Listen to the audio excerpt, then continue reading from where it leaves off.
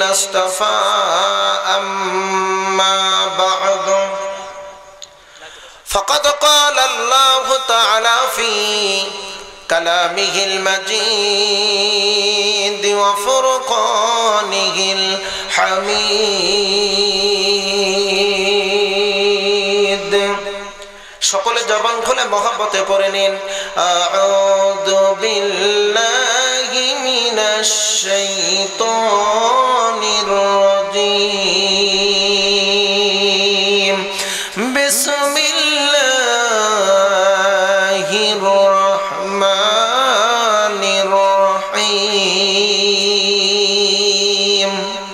ওয়াল আসর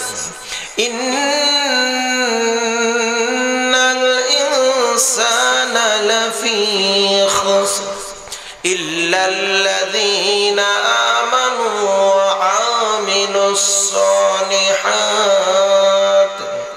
وعملوا الصالحات وتواصوا بالحق وتواصوا بالصبر صدق الله العظيم وقال تعالى في شان رسول الله صلى الله عليه وسلم إن الله وملائكته يصلون على النبي يا أيها الذين آمنوا صلوا عليه وسلموا تسليما اللهم صل على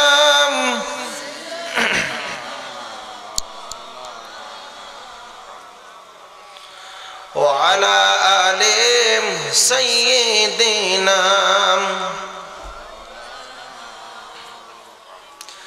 দরুদ পড়তে আপনাদের কষ্ট হয় নাকি যেভাবে পড়তেছেন আমার তো মনে হয় যে মানুষ মরেও গেছে তারাও যদি বলা হয় তাও তো আপনাদের চাইতে জোরে পড়বে মনে হয় একটু জবান খুলে জোরে সোরে পড়েন না ভাই আল্লাহুম্মা সাল্লি আলা মাওলানা মুহাম্মদ ওয়া আলা আলি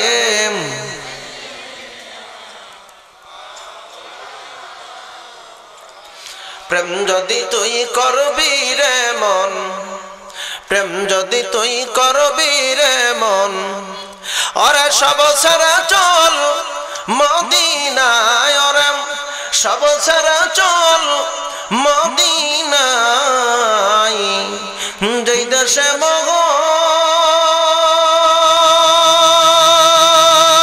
মগর প্রেম নবী ঘুমায় আল্লাহুম্মা সাল্লি আলা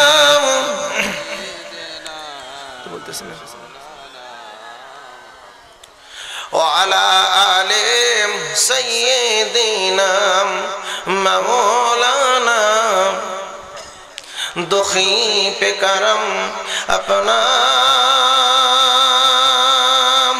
या सल्लु अला करनाम खैरा तुमी अपनी जलो कियता करो न कलमा ला इलाहा इल्लल्लाह ज़बान खोले আর জোরে লা ইলাহা ইল্লাল্লাহ লা ইলাহা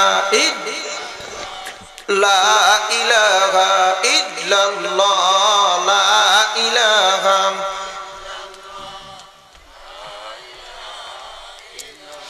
আরে এই কালে মার বন্ধ ভালাম কাজে লাগবে মরণ বেলাম এই কালে মার বন্ধ ভালাম কাজে লাগবে মরণ বেলাম এই কালে মার রৌশনীতে এই কালে মার রৌশনীতে কবর হবে উজালা লা ইলাহা ইল্লাল্লাহ জবান খোলে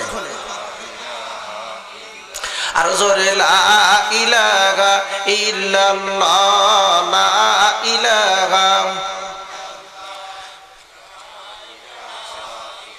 লা ইলাহা ইল্লাল্লাহ ইল্লাল্লাহু মুহাম্মাদুর রাসূলুল্লাহ। সকলে পড়ে নেই সাল্লাল্লাহু আলাইহি ওয়াসাল্লাম। দিনাজপুর জেলার ঐতিহ্যবাহী পার্বতীপুর উপজেলার শালবাড়ি ইসলামী তরুণ যুব সমাজ কমিটি কর্তৃক আয়োজিত পঞ্চম ঐতিহাসিক তাফসীরুল কোরআন মাহফিলের সম্মানিত সুযোগ্য সভাপতি সাহেব আলহাজ হযরত মাওলানা আবুল হোসেন সাহেব, আল্লাহ পাকের কাছে দোয়া করি আল্লাহ পাক সুবহানাহু ওয়া তাআলা তাকে হায়াতে বরকত দান করুক। জোরে করে একটু আমিন, আর একটু জবান খুলে পড়ে নেন আমিন। আজকের জালসার সহ সভাপতি, প্রধান অতিথি, বিশেষ অতিথিবৃন্দ, অপ্রধান মেহমান হযরত উলামায়ে কেরাম ইতিপূর্বে আলোচনা করে ধন্য করেছেন রংপুর জেলার কৃতি সন্তান জনাব হযরত মাওলানা জহুরুল ইসলাম সিদ্দিকী সাহেব মাদ্দাজিল গোলাম। আমার সামনে উপবিষ্ট ইসলামী আন্দোলনের সিপাহ সালার, অন্ধকারকে দূর করার, বাতিলের বিরুদ্ধে মোকাবেলা করার তাওহীদি জনতার এক অংশ, পিতৃতুল্য মুরব্বিয়ানে কেরাম, যুবক ভাইরা, পর্দানিশী মা এবং বোনেরা, সকলের প্রতি সশ্রদ্ধেয় সালাম, আসসালামু আলাইকুম ওয়া রাহমাতুল্লাহ। সর্বপ্রথম আল্লাহ পাকের তারিফ ও শুকরিয়া আদায় করি যে মহান আল্লাহ সুবহানাহু ওয়া তাআলা ভালোবেসে পছন্দ করে মনোনীত করে চয়েস করে কোরআনের মাহফিল তথা বেহেশতের বাগিচায় বসার মতন তৌফিক দান করেছেন। এজন্য আমরা খুশি না বেজার? আরো জোরে বলুন, জবান খুলে বলতে হবে ভাই, খুশি না বেজার? কারা কারা বেজার একটু হাত উঁচু করে দেখাবেন। একজনও নাই, সবাই খুশি। কারা কারা খুশি একটু হাত উঁচু করে আল্লাহকে একটু দেখাই। জবান খুলে পড়ে আলহামদুলিল্লাহ। আর একটা বার জবান খুলে জোরে সোরে উচ্চ স্বরে আওয়াজ দিয়ে পড়ে নেই আলহামদুলিল্লাহ। সকলে পড়ে নেই রব্বানা লাকাল হামদ হামদান কাসীরান তাইয়্যিবান মুবারাকান ফি ইয়া রাব্বি লাকাল হামদু কামা ইয়ামবাগি লিজালালি ওয়াজহিকা ওয়া আযীমি সুলতানিকা। প্রশংসা করিলাম কার? আরো জোরে বলুন, প্রশংসা করিলাম কার? অথবা লাখ কোটি দরুদ আর সালাম সাইয়্যিদুল মুরসালিন আশরাফুল আম্বিয়া খাতাবুন নবিয়্যিন রাহমাতাল লিল আলামিন জনাবে মুহাম্মদুর রাসূলুল্লাহ সাল্লাল্লাহু আলাইহি সাল্লাম। প্রিয় উপস্থিতি, আমি যথারীতি কোরআন থেকে কথা বলবো। যেই কথাগুলো বললে শুনলে বক্তা এবং শ্রোতার সকলের উপকার হয়, এমন কথা যেন আল্লাহ পাক এই গুনাহগারের জবান দিয়ে যেন বের করে। সকলে পড়ে নিন আমিন। আর একটা বার জবান খুলে পড়া যাবে আমিন? আর একটু জবান খুলে বলেন না একটু আমিন? সম্মানিত প্রিয় উপস্থিতি, আপনাদের সামনে আমি আলোচনা করব সূরাতুল আসর, কোরআনুল কারীমের মধ্যে সবচাইতে ছোট্ট একটি সূরা। কোরআনুল কারীমের মধ্যে দুইটি সূরা ছোট, এর মধ্যে সূরা আসর আর একটি নাম হলো সূরা কাউসার। এই সূরা আসর থেকে আপনাদের মাঝে আমি যথারীতি আলোচনা করব।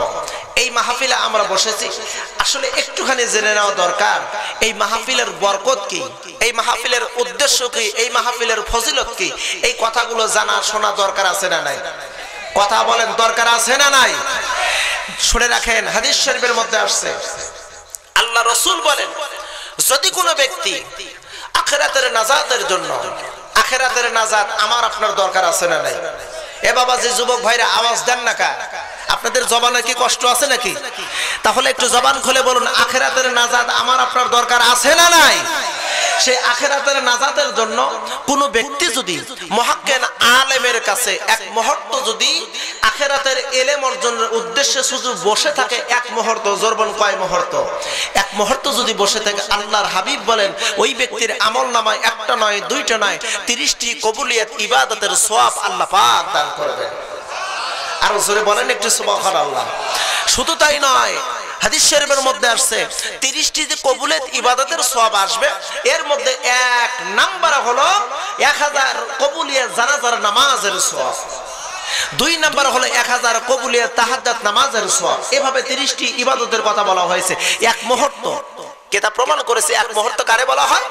এক মুহূর্ত বলা হয় এক মন ওজনকৃত একটা বস্তু মাটি থেকে উপরে 100 হাত উপর থেকে ছেড়ে দিলে মাটিতে পড়তে যতটুকু সময় লাগে ওই সময়টুকুকে 1 নয় 2 নয় 70,000 ভাগ করার পরে যে এক ভাগ সময় হয় তারা বলা হয় এক মুহূর্ত।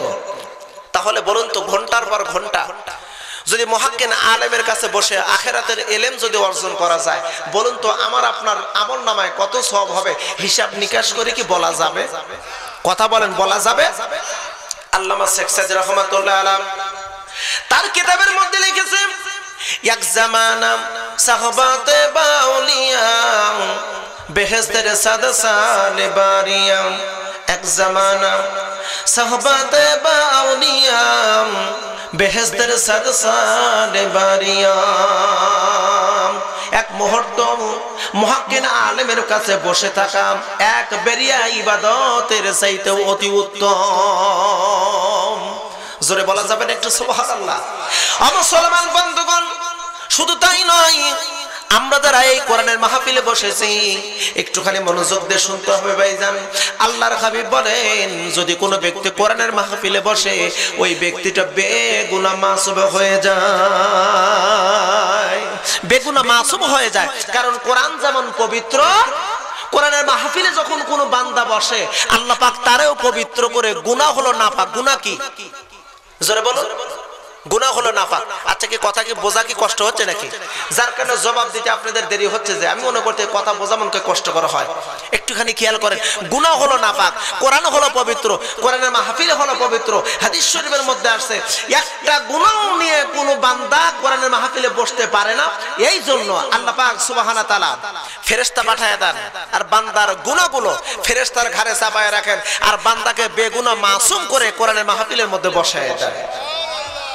আমরা এই মুহূর্তে গুনাহমুক্ত। জোরবনা আমরা কি? আমরা হলাম গুনাহমুক্ত।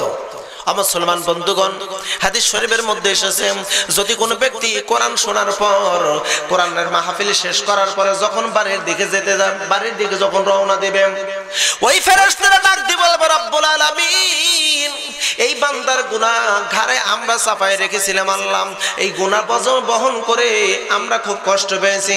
ও মাবুদ তুমি অনুমতি দাও তোমার বান্দার গুনাহ তোমার বান্দার ঘাড়ে আমি চাপায় দেব। আমার রব্বুল আলামিন ডাক দিয়ে বলবেন ফেরেশতারে না রে ফেরেশতা না, আমার বান্দা আমার সন্তুষ্টির জন্য কোরআন শুনেছে, আমার সন্তুষ্টির জন্য কোরআনের মাহফিলে বসেছে। এ ফেরেশতা আমি আল্লাহ আমার সন্তুষ্টির জন্য যেহেতু কোরআন শুনেছে এই ওসিলায় আমার বান্দার গুনাহ মাফ করে দিয়েছি। যারে ফেরেশতা যা ওই গুনাহগুলো লইয়া জাহান্নামের মধ্যে ফেলে দে। জোরে বলেন একটু সুবহানাল্লাহ।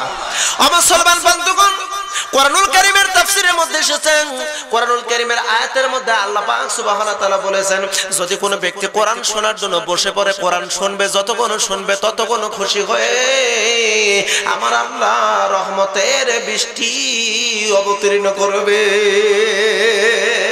জোরে বলেন একটু আল্লাহু আকবার।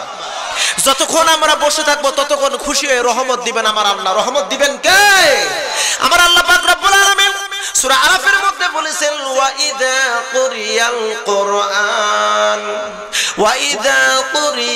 কুরআন ফাসতামি'ু লাহু ওয়া আনসিতু লাআল্লাকুম তুরহামুন। আল্লাহু আকবার। আরো জোরে বলেন একটু আল্লাহু আকবার। আমি তাফসিরে মাজাহারির মধ্যে দেখেছি, তাফসিরে মাজাহারির মধ্যে লেখা হয়েছে কাজী সানাউল্লাহ পানিপতি রাহমাতুল্লাহ আলাইহি, হুজুর তাফসীর তো উনি তো লিখেছেন তাই না? জি, কাজী সানাউল্লাহ পানিপতি রাহমাতুল্লাহ আলাইহি তাফসীরের ভিতর লিখেছেন যদি কোনো ব্যক্তি কোরআনের আয়াত তেলাওয়াত শেষে অথবা তেলাওয়াত শুনে সে যদি আল্লাহু আকবার বলে আল্লাহ পাক সুবহানাহু ওয়া তাআলা এই আকাশের নিচে জমিনের উপরে ওই ব্যক্তির সবচেয়ে সম্মান ইজ্জত আল্লাহ বাড়ায় দেয়। আর জোরে বলেন, জোরে বলেন। তাহলে কোরআন তেলাওয়াত শেষে আমরা আল্লাহু আকবার বলবো। রাজি আছেন তো ভাইজান? কারা কারা রাজি আছেন হাত উঁচু করে একটুখানি দেখাবেন। আলহামদুলিল্লাহ। আমি একটু পরীক্ষা করতে চাই, দেখি তো কেমন আপনারা শিখলেন, কেমন বুঝলেন, কেমন পরীক্ষা দিবেন। ওয়া ইযা কুরিয়াল কুরআন ফাসতামি'ু লাহু ওয়া আনসিতু লাআল্লাকুম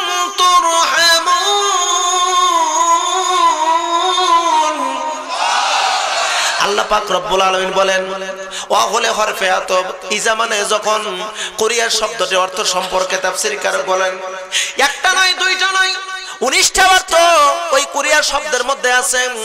একটা অর্থ হলো অর্থ কোরআনের, আর কোরআনটা হলো আরবি, এর বাংলা অর্থ একটু ভালো করে বুঝবেন, অনুবাদও হতে হবে, ব্যাখ্যা বিশ্লেষণ হতে হবে, মানুষ যেই ভাষায় বোঝে সেই ভাষায় কোরআন বলতে হবে। আমার আল্লাহ বলেন যদি কোনো ব্যক্তি এমন করে কোরআন তেলাওয়াত করতে থাকে, এমন করে কোরআনের ব্যাখ্যা বিশ্লেষণ করতে থাকে, ওয়া ইযা কুরিয়াল কোরআন ফাসতামিউ লাহু, তোমরা শ্রবণ করো সেই কোরআন যেই কোরআনের ব্যাখ্যা বিশ্লেষণ করা হয়। এই কথাটা কার? জবান খুলে বলতে হবে কথাটা কার? আল্লাহ বলতেছেন ফাসতামিউ লাহুম, আমর হাজারের সিগাম। আল্লাহ যদি নির্দেশ দেয়, আল্লাহ যদি হুকুম করে, বলুন তো ভাই ওইটা ফরজ হয় নাকি নফল হয়? আরো জোরে জোরে হলো না, ওইটা ফরজ হয়। ফাসতামিউ লাহু, তোমরা শ্রবণ করো সেই কোরআন। কোরআন কেমন করে শ্রবণ করবেন একটুখানি লক্ষ্য করতে হবে ভাইজান। আপনি দাঁড়ায় দাঁড়ায় শ্রবণ করবেন নাকি দৌড়ের পারে শ্রবণ করবেন নাকি? আমার আল্লাহ ডাক দিয়ে বলে না না ও বান্দারা রে, ওই কোরআন শ্রবণ করবে ওয়াংসিতু, মনোযোগ দিয়ে কোরআন শ্রবণ করতে হবে, মনোযোগ দিয়ে কোরআন শ্রবণ করতে হবে। এই হুকুমটা করেছেন আমার আল্লাহ। হুকুম করেছেন কে?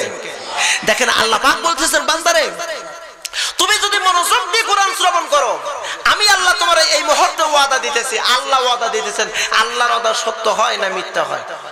আরো জোরে বলতে হবে ভাইজান, আল্লাহর ওয়াদা কিন্তু সত্য। আল্লাহ পাক বলতেছেন মনোযোগ দিয়ে যদি তোমরা কোরআন শ্রবণ করো, যারা কোরআন পড়বে আর যারা শুনবে, লাআল্লাকুম তুরহামুন। এখানে কোরআনুল কারীমের ভিতর লাআল্লাকুম লাআল্লাহুম এই শব্দগুলো ইন্না অর্থে ব্যবহার হয়, অর্থাৎ নিশ্চয়ই তোমাদের উপর রহমতের বৃষ্টি আমি আল্লাহ পাক অবতীর্ণ করব। জোরে কোন সুবহানাল্লাহ। আরো জোরে বলেন, জোরে বলেন। আসলে একটু মূল কথার দিকে যাব ভাইজান, সংক্ষিপ্ত কথা বলবো, কষ্ট লাগতেছে নাকি ভাইজান? ও ভাইরা একটু লক্ষ্য করতে হবে। আমার আল্লাহ রাব্বুল আলামিন বলতেছেন রহমত নাজিল করব, রহমত অবতীর্ণ করব। একটু লক্ষ্য করুন, হাদিস শরীফের মধ্যে এসেছে, মুসলিম শরীফের হাদিস, হযরত আব্দুল্লাহ ইবনে আমর রাদিয়াল্লাহু তাআলা আনহু বর্ণনা করেন, আমরা কতিপয় সাহাবী ওই মসজিদুন নববীর বারান্দার জায়গা ছেড়ে দিয়ে অনেকটা দূরে আমরা ধুলা মাটির মধ্যে বসে আমরা কোরআনের আলোচনা শুনতেছিলাম আর করতেছিলাম। কোরআনের আলোচনা আমরা করতেছি আর শুনতেছি ধুলা মাটির মধ্যে বসে। সুবহানাল্লাহ বলা যাবে না ভাই? আরেকটু জবান খুলে বলেন একটু সুবহানাল্লাহ। আসেন একটু মূল কথার দিকে দেখেন। হযরত আব্দুল্লাহ ইবনে আমর বলেন আমরা দীর্ঘক্ষণ কোরআনের আলোচনা করতেছিলাম আর শুনতেছিলাম, এমত অবস্থায় আল্লাহর হাবিব ওই মসজিদুন নববীর বারান্দায় এসে বসে পড়লো আর আমাদের আলোচনা নবীজি শুনতে লাগলো। আমরা আলোচনা করি আর নবী বসে বসে আমাদের আলোচনা শুনে, নবীজি আলোচনা শুনতেছে আর সাহাবায়ে কেরাম আলোচনা করতেছে। আব্দুল্লাহ ইবনে আমর বলেন আমরা দীর্ঘক্ষণ কোরআনের আলোচনা করতেছিলাম, যতই আলোচনা করি ততই মন চায় আর লম্বা করে কোরআনের আলোচনা করি আর শুনি, কারণ কোরআন যত শুনবে বান্দার অন্তরের ভিতর তত ঈমান বৃদ্ধি হবে। কথা বলুন ঠিক কিনা? আরো জোরে বলুন ঠিক কিনা ভাই? কোরআন যত শুনবে ঈমান তত বাড়বে, আর ঈমান যত বাড়বে কোরআনের প্রতি তত আকর্ষণ বাড়বে নাকি কমবে? আরো জোরে, আরো জোরে। কোরআন যত শুনবে তত ঈমান বাড়বে, আর ঈমান যত বাড়বে কোরআনের প্রতি আকর্ষণ বাড়বে। একটুখানি খেয়াল করতে হবে ভাইজান, কারণ আমার আল্লাহ রাব্বুল আলামিন সূরা আনফালের 2 নম্বর আয়াতে কারিমার মধ্যে বলেছেন ইন্নামাল মুমিনুনা আল্লাযীনা إذا ذكر الله وزلت قلوبهم وإذا تليت عليهم آياته زادتهم إيمانا وعلى ربهم يتوكلون। আল্লাহ পাক রব্বুল আলামিন বলতেছেন নিশ্চয় ওরাই তো হলো মুমিন ইজা যুকিরাল্লাহ, যেখানে আল্লাহর জিকির হয়। এই জিকির দ্বারা কোরআনকে বোঝানো হয়েছে। জোরে বলুন কাকে? জোরে বলুন কাকে? ইজা যুকিরাল্লাহ, আল্লাহর যেখানে জিকির হয় এই কোরআনকে বোঝানো হয়েছে যেখানে কোরআনের মাহফিল হবে, আল্লাহ পাক রব্বুল আলামিন বলতেছেন ওই কোরআনের মাহফিলে তাদের দিলটা নরম করে দিয়ে বসে পড়বে আর কোরআন শুনবে।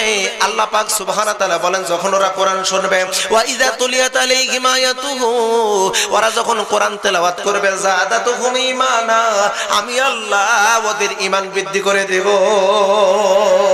যত কোরআন শুনবে ততই ঈমান বাড়বে নাকি কমবে? আরো জোরে। ঈমান যত বাড়বে, ঈমান যত বাড়বে, কোরআনের প্রতি আকর্ষণ তত বাড়বে। আর কোরআনের প্রতি আকর্ষণ যত বাড়বে, ওই ব্যক্তিটি জান্নাতের পথ তার জন্য আরো উন্মুক্ত হয়ে যাবে, জান্নাতের পথ তার জন্য খোলাসা হয়ে যাবে। জোরে কোন সুবহানাল্লাহ। অমুসলিম বন্ধুগণ, একটুখানি বুঝতে হবে ভাইজান, খেয়াল করে দেখেন কোরআনের মাহফিল বন্ধ করে কারা? খুঁজে দেখেন ওরা সারা জীবনও কোরআনের মাহফিলে বসে না। কথা বলেন না কে ভাই? দেখেন, লক্ষ্য করে দেখেন কোরআনের মাহফিল বন্ধ করে কারা? খুঁজে দেখবেন ওরা কোনোদিন কোরআনের মাহফিলে বসে না, ওরা কোনোদিন আলেম ওলামার কাছে যায় না, যায় যদিও যায় নাক ছিটকায় হুজুর। খারাপ ওদের কামটা হলো, যার কারণে ওদের ঈমান বৃদ্ধি হয় না, আর যার কারণে ওরা কোরআনের মাহফিল বন্ধ করার মতন দুঃসাহস করে। ও মুসলিম ভাইরা রে, আব্দুল্লাহ ইবনে আমর বলেন আমাদের মন চাই আমরা যত আলোচনা করি ততই লম্বা করে আরো যেন কোরআনের আলোচনা করি আর শুনি, কারণ যত পড়তেছি ততই আমাদের ভালো লাগতেছে, যতই পড়ি যতই শুনি ততই শুধু ভালো লাগে। জোরে কোন সুবহানাল্লাহ। ও ভাইরা রে, আব্দুল্লাহ ইবনে আমর বলেন দীর্ঘক্ষণ আমরা শুনতেছিলাম, এমত অবস্থায় আল্লাহর হাবিব ওই মসজিদুন নববীর বারান্দার জায়গা ছেড়ে দিয়া দৌড় দিয়া আমাদের মজলিসের মধ্যে এসে দাঁড়িয়ে গেল। আমরা আলোচনা বন্ধ করে দিলাম, আমরা সবাই ভয় পেয়ে গেলাম। নবীদের দিকে তাকায় আছি, আল্লাহর হাবিব আমাদের দিকে তাকায় বললেন, ও সাহাবীরা রে, তোমরা কেন আমার দিকে তাকায় আছো? কেন তোমরা কোরআনের আলোচনা বন্ধ করলে? আমি তো তোমাদের আলোচনা শোনার জন্যই তো ওই মসজিদুন নববীর বারান্দার জায়গা ছেড়ে দিয়ে ধুলা মাটির মধ্যে আমি এসে দাঁড়াইছি তোমাদের আলোচনা শোনার জন্য। রাসূল মসজিদুন নববী থেকে দৌড় দিয়ে ধুলা মাটির মধ্যে এসে দাঁড়ালেন সাহাবায়ে কেরামদের কাছে। আর দেখেন আমরা মুসলমান, নাইরা মুসলমান, আজকে কোরআনের আওয়াজ শুনলে সেই জায়গায় আমরা যাই না, আমরা যাই গান বাজনার অনুষ্ঠানে। এই যে এখানে মাহফিল, এই মাহফিলের পাশেই হলো মেলা, মেলার মধ্যে শত শত হাজার হাজার মানুষ, আর প্যান্ডেলের মধ্যে মানুষ একেবারে কম। একটাই মাত্র কারণে, এরা কোরআন থেকে দূরে থাকার কারণে এদের প্রতি কোরআনের প্রতি আকর্ষণ একেবারেই কম। কথা বলেন ঠিক কিনা? এ জবান খুলে বলেন না ভাই, ঠিক কিনা? ও ভাইরা লক্ষ্য করে দেখুন, আল্লাহর হাবিব এসে বসে পড়লেন, দাঁড়ায় পড়লেন। সাহাবীদের উদ্দেশ্য করে যখন বলতেছিলাম আমি তোমাদের আলোচনা শোনার জন্যই তো এসে দাঁড়ালাম, একজন সাহাবী ডাক দেন, নবী গো, আপনি যখন দৌড় দিয়ে আমাদের মাঝে এসে দাঁড়াইলেন তখন আমরা খুব ভয় পেয়ে গেছি, জানি না রাসূল কোন কারণে এত জোরে দৌড় দিয়ে আমাদের মাঝে এসে দাঁড়াইলো। আল্লাহর হাবিব ডাক দিয়ে কয়, সাহাবীরা রে, আমি নবী, তোমরা নবী নও, আমি যা জানি তোমরা কেউ তা জানো না। ও সাহাবীরা রে, আমি যা জানি তোমরা কেউ তা জানো না। আপনারা বলেন তো ভাই, নবী যা জানতো সাহাবীরা কেউ কি তা জানতো? কথা বলেন, কথা বলেন, জানতো? জানতো? এই কোরআন হাদিস সম্পর্কে আলেম ওলামা যা জানে, আচ্ছা বলুন তো ভাই, আমরা সাধারণ মানুষ কেউ কি তা জানি? আরো জোরে বলুন, জানি। জানি। তারপরে দেখেন যত ভুল ধরি সাধারণ মানুষ আলেম ওলামার, সবচাইতে বেশি ভুল ধরে সাধারণ মানুষ। ও ভাইরা রে, আল্লাহর হাবিব ডাক দিয়ে বলেন, সাহাবীরা রে, আমি এই মুহূর্তে যা দেখতেছি তোমরা কেউ তা দেখতে পারতেছো না। একজন সাহাবী ডাক দিয়ে বলেন, নবী গো, আপনি কি দেখলেন আর আমরা কি দেখতে পারলাম না? একজন সাহাবীর জবাবেন আল্লাহর হাবিব ডাক দিয়ে বলে, ও সাহাবীরা রে, আমি দীর্ঘক্ষণ বসে বসে তোমাদের আলোচনা শুনতেছিলাম, আমার খুবই ভালো লাগতেছিল। ও সাহাবীরা রে, হঠাৎ করে আমার নজর চলে গেল আকাশের দিকে। আমি আকাশের দিকে তাকায় দেখি আমার আল্লাহ তোমাদের উপর খুশি হয়ে রহমতের বৃষ্টি অবতীর্ণ করতেছিল। আমি নবী হওয়ার সত্ত্বেও আমার উপরে একটা রহমত অবতীর্ণ হয় নাই। ওই রহমত পাওয়ার লোভে গো আমি তোমাদের মজলিসের মধ্যে এসে দাঁড়ায় গেছি।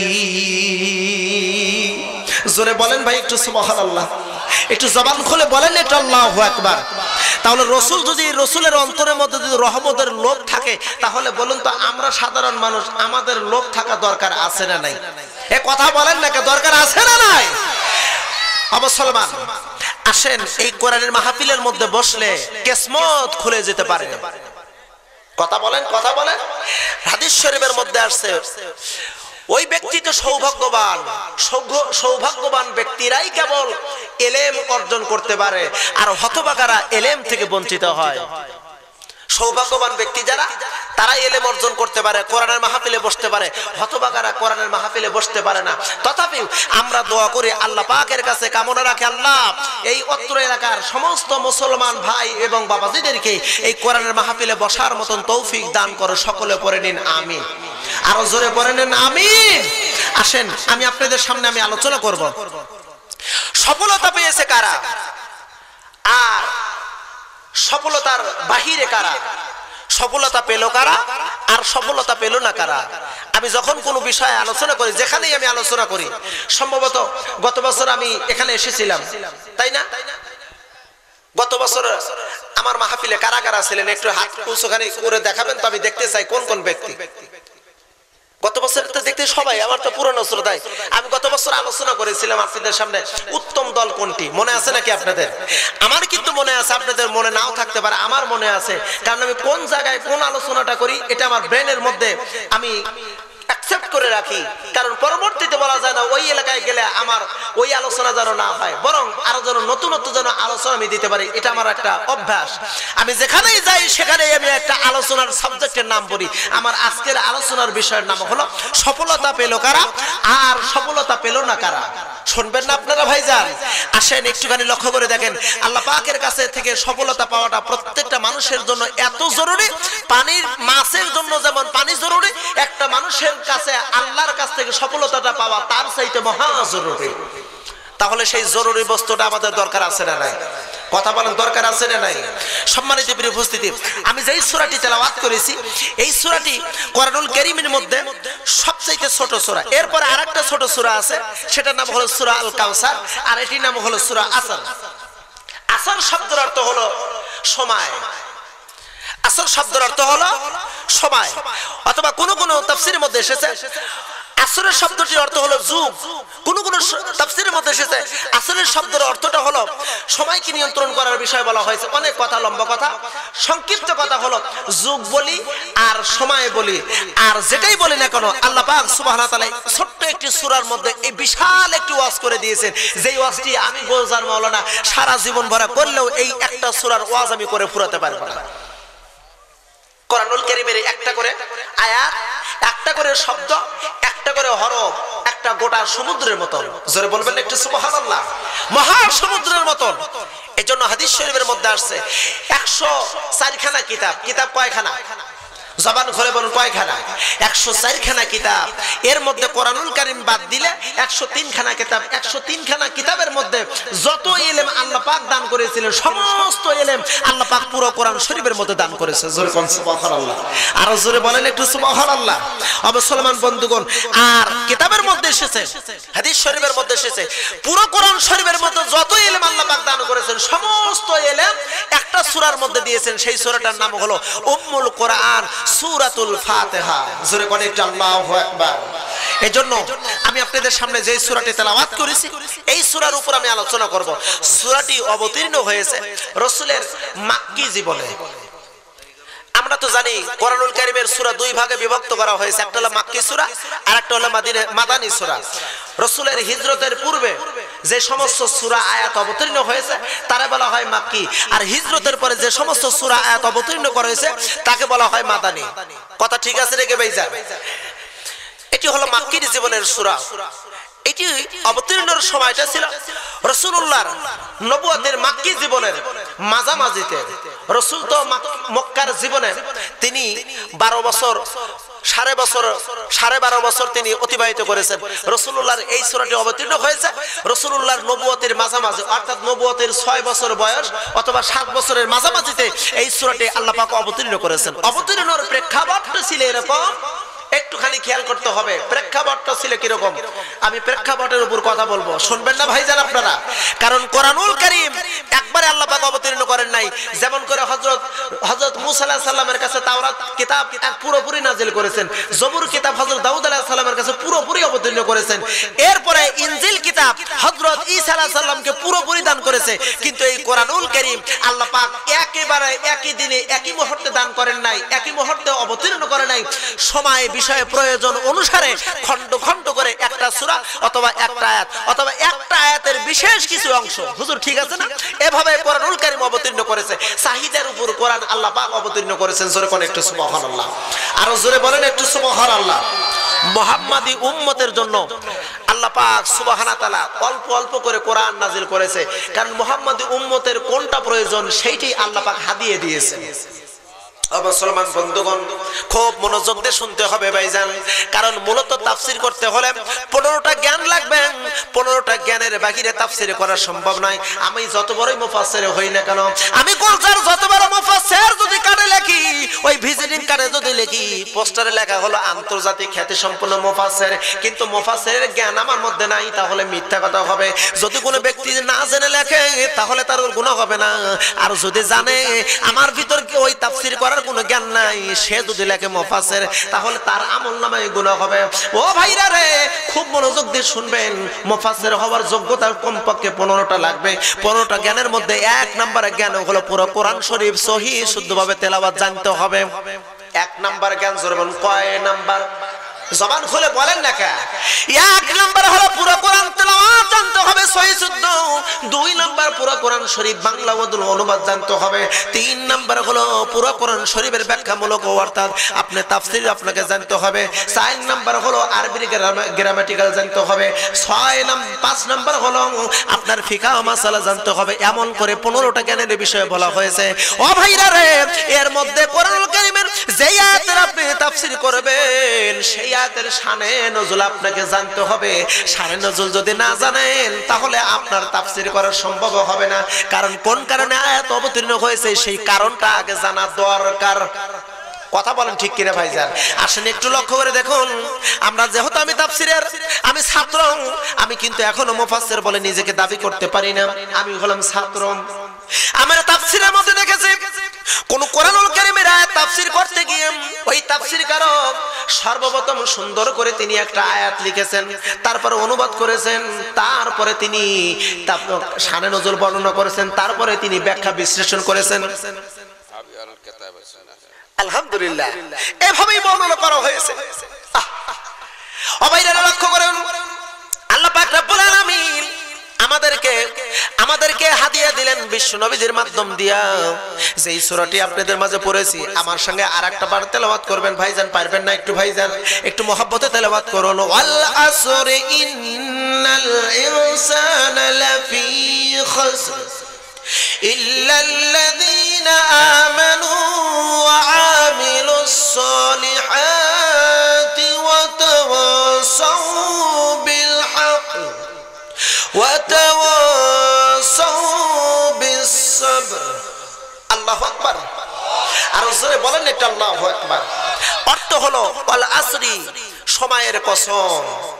আল্লাহর রাসূল আল্লাহ পাক বলতেছেন, রাসূলকে আল্লাহ পাক কসম খাইলেন, সময়ের কসম। কসম খাইলেন কে? আর জোরে বলতে হবে কে? আল্লাহ কসম খায় বলতেছেন ইন্নাল ইনসান, নিশ্চয়ই সমস্ত মানুষ। এখানে ওই কোন ধর্ম অবলম্বীদেরকে ইন্ডিকেট করে আল্লাহ পাক বলেন নাই, not indicate person, others person, total মানুষকে উদ্দেশ্য করে আল্লাহ পাক বলতেছেন সমস্ত মানুষেরা ক্ষতিগ্রস্তের মধ্যে আছে। ইল্লাল্লাযীনা আমানু, তারা ব্যতীত। তারা কারা? যারা ঈমান এনেছে, ওয়া আমিলুস সালিহ, ভালো কাজ করেছে, ওয়া তাওয়াসাউ বিল হক, এখানে বলা হয়েছে হকের প্রতি দাওয়াত দাও বা হকের প্রতি যারা আছে, এখানে দুই ভাবে অর্থকরণ করা হয়েছে। কোরআনুল কারীমের অর্থ কিন্তু দুইটা, একটা হলো হাকিকাত আর একটা হলো মাজাজ। হাকিকাত হলো শব্দ অনুযায়ী অর্থ আর মাজাজ হলো রূপক অর্থ। হকের প্রতি যারা আছে অথবা সবর, এমনকি ধৈর্যের উপর যারা অটল আছে অথবা ধৈর্যের প্রতি তাদেরকে আমন্ত্রণ করেন, এই চার গ্রুপ ব্যতীত পৃথিবীর সমস্ত মানুষ ক্ষতিগ্রস্তের মধ্যে আছে। এই কথাটা আল্লাহ বলেছেন। কথাটা বলেছেন কে? আরো জোরে বলতে হবে, কথাটা বলেছেন কে? আল্লাহ পাক রব্বুল আলামিন এই সূরাটা অবতীর্ণ করলেন। সময়টা একটু খেয়াল করবেন ভাইজান। আল্লাহর হাবিব নবুয়তের মাঝামাঝি নবুয়তের 6 অথবা 7 বছর বয়সে আল্লাহর হাবিব এই মক্কার জমিনে কালেমার দাওয়াত দিচ্ছেন। রিসালাতের দায়িত্ব অনুযায়ী তিনি এই আল্লাহর একত্ববাদের দাওয়াত যখন দেয়, নবুয়তকে অস্বীকার করে বসলো, নবীদের দাওয়াতকে অস্বীকার করে বসলো। এমনকি আল্লাহর হাবিব কতিপয় লোকদেরকে দাওয়াত দিলেন। নবীজির দাওয়াতে অল্প সংখ্যক মুসলমান হলো। যারা মুসলমান হলো তারা ছিল গরিব, যারা ছিল অসহায়, যারা ছিল মাজলুম, যারা ছিল দাস দাসী, এমন কিছু ব্যক্তিবর্গ নবীজির কালেমার সুশীতল ছায়ার তলে এসে কালেমা পড়ে মুসলমান হলো। আর যারা ধনী, যারা উচ্চ ফ্যামিলির মানুষ, যারা উচ্চতর, যাদের সম্মান আছে, ইজ্জত আছে, টাকা আছে, পয়সা আছে, এই সমস্ত লোক আল্লাহর নবীজির হাতে হাত রেখে কালেমা পড়ে মুসলমান হলো না, বরং নবীজির দাওয়াতে তারা বিঘ্ন ঘটালো।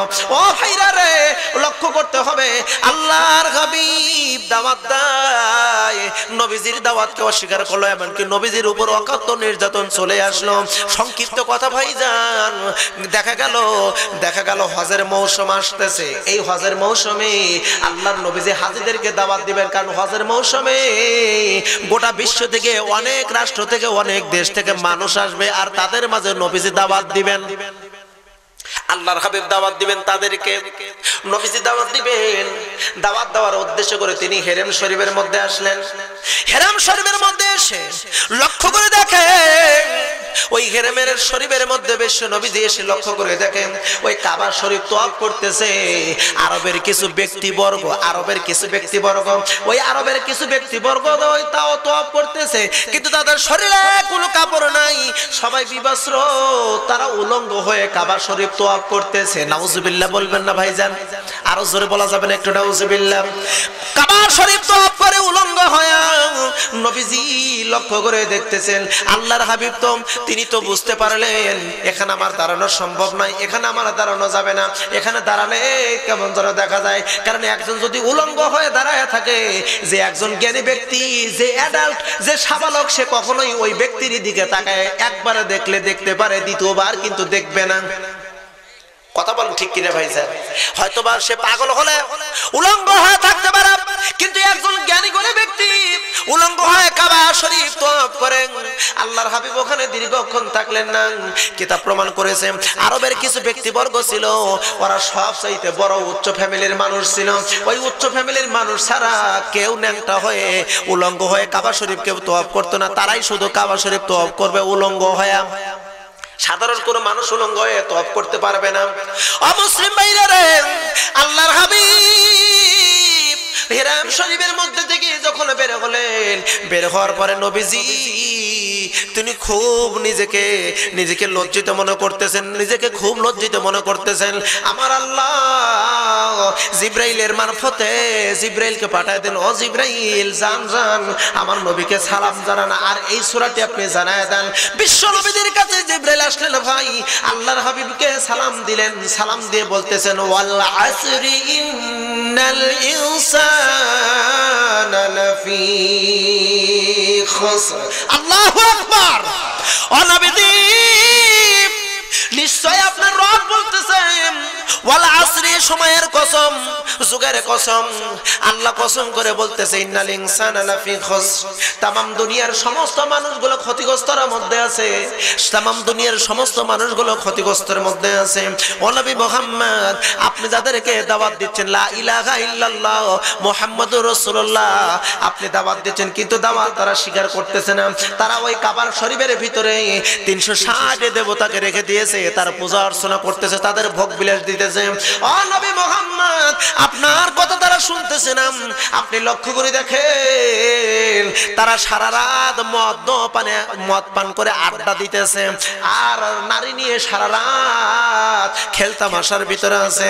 ও নবী মুহাম্মদ, আপনি তো দেখতেছেন মক্কার ভিতরে মক্কার মানুষেরা ওরা সারাদিন মদ জুয়া নিয়ে ব্যস্ত, জুয়া নিয়ে ব্যস্ত। দেখেন, আপনি লক্ষ্য করে দেখেন সমাজের ভিতরে ওরা সুদি কারবার নিয়ে ব্যস্ত। ও নবী মুহাম্মদ, আপনি দেখতেছেন সামান্য একটা ছোট্ট একটা বিষয়কে নিয়ে তারা দাঙ্গামা করতেছে, মানুষ পর্যন্ত খুন করতেছে। আপনি লক্ষ্য করে দেখতেছেন রাতের গভীরে অথবা দিনে দুপুরে একটা লোক যদি রাস্তায় চলতে যায়, চলাচল করতে যায়, হঠাৎ করে কিছু শক্তিধর মানুষগুলো ওই লোকটাকে জিম্মি করে তাকে অন্য মানুষের কাছে বিক্রয় করে দিতেছে। আপনি লক্ষ্য করে দেখতেছেন ও নবী মুহাম্মদ, আপনি লক্ষ্য করে দেখতেছেন ওই কাবার হারাম শরীফের ভিতরে আপনি কি খেয়াল করে দেখেন ওরা উলঙ্গ হয়ে কাবা শরীফ তওয়াফ করতেছে। নবীজি, আমি আল্লাহ বলে দিলাম ওই সমস্ত মানুষগুলো ক্ষতিগ্রস্তের মধ্যে আছে। তাফসীর মাজাহারির মধ্যে এসেছে আল্লাহ পাক রব্বুল আলামিন বলতেছে এটা ক্ষতিগ্রস্ত নয়, বরং ওই সমস্ত মানুষগুলো হবে জাহান্নামী। নাউজুবিল্লাহ বলবেন না ভাইজান? আল্লাহ রাসূলকে আল্লাহ পাক এই কথাগুলো জানায় দিতেছেন। বিশ্বনবী হলেন বড় মুফাসসির, যখন এই একটা আয়াত বললেন ইন্নাল ইনসানা লাফি খুসর, সমস্ত মানুষ ক্ষতিগ্রস্তের মধ্যে আছে, এই কথা যখন বিশ্বনবীকে বললেন, বিশ্বনবী সব বুঝতে পারলেন মানুষ কোন কোন কর্ম করলে ক্ষতিগ্রস্তের মধ্যে থাকে। ও ভাইরা, এই আয়াতটি আমি কেন পড়লাম, কি জন্য পড়লাম? আল্লাহর হাবিবকে সেই সময়ের কথা আমার আল্লাহ জানায় দিয়েছিলেন। আর একটু বর্তমানের দিকে তাকায় দেখেন, নবীজির জামানায় ছিল আইয়ামে জাহিলিয়াতের যুগ, অন্ধকারের যুগ, আর আমরা বর্তমান ডিজিটাল যুগ, আমরা হলাম সুন্দর যুগ পেয়েছি, আমাদের যুগটা হলো ভালো। কিন্তু আমাদের যুগের কর্ম আর জাহিলিয়াতের যুগের কর্মের সাথে একটু মিল করে দেখেন তো কোন জায়গা পার্থক্য, কোন জায়গায় পার্থক্য একটু খেয়াল করে দেখেন। কোনো পার্থক্য নাই। আইয়ামে জাহিলিয়াতের যুগের মহিলারা অর্ধ উলঙ্গ হয়ে ঘোরাফেরা করত, বেপরদা হয়ে ঘোরাফেরা করত। আইয়ামে জাহিলিয়াতের যুগে মহিলাদের দেহ ব্যবসার জন্য কিছু কামরা ছিল, ঘর ছিল। কিতাব প্রমাণ করেছে, আলী কাররামাল্লাহু ওয়াজহাহু রাদিয়াল্লাহু তাআলা আনহু বর্ণনা করেন, আমার রাসূল আমারে ডাক দেবেন, আলী রে, যেখানে লাল নিশান লাগানো থাকবে ওই জায়গায় তুমি যাবে না, ওই জায়গা থেকে তুমি দূরে থাকবে, আর আল্লাহর কাছে ওই জায়গা থেকে নিজেকে হেফাজতের জন্য দোয়া করবে। লাল নিশান, নিশান কি বোঝেন আপনারা? লাল পতাকা, পতাকা বুঝতেছেন ভাই? কষ্ট হচ্ছে নাকি আপনাদের? লাল পতাকা যেখানে থাকবে যাবে না, খবরদার, আল্লাহর কাছে আশ্রয় প্রার্থনা করবেন। আলী বলেন, আমি আমার রাসূলকে জিজ্ঞাসা করলাম, না নবী গো, কেন যাব না, ওই জায়গায় গেলে কি সমস্যা হবে? আমি এইটা জিজ্ঞাসা না করে আমি চিন্তা ভাবনা করলাম আমার রাসূল কেন বলল। আসলে তো আমাকে একটু পরীক্ষা নিরীক্ষা করে দেখতে হবে, কেন বললো নবীজি, কেন নিষেধ করলো। আমি একদিন ওই মক্কা নগরের ভিতরে আমি ঘুরতেছিলাম, ঘুরতে ঘুরতে পাহাড়ের একটা গুহার মধ্যে দেখে ওখানে লাল পতাকা লাগানো আছে।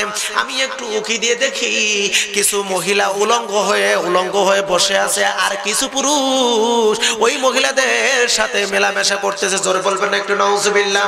ও ভাইরা, লক্ষ্য করতে হবে রে ভাইজান, ও মুসলমান বন্ধুগণ, আমার দিনাজপুরের যুবক ভাইরা রে, ও পার্বতীপুরের যুবক ভাইরা রে, আমার শালবাড়ির যুবক ভাইরা রে, খুব মনোযোগ দিয়ে কথাটা শুনবেন। আইয়ামে জাহিলিয়াতের যুগে লাল পতাকা ছিল, সেখানে মহিলাদের দেহ ব্যবসা করানো হতো।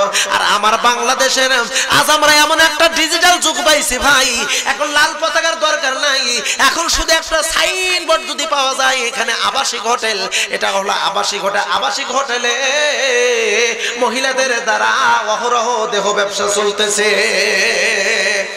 কথা বলো ঠিক কিনা মুসলমান বন্ধুগণ?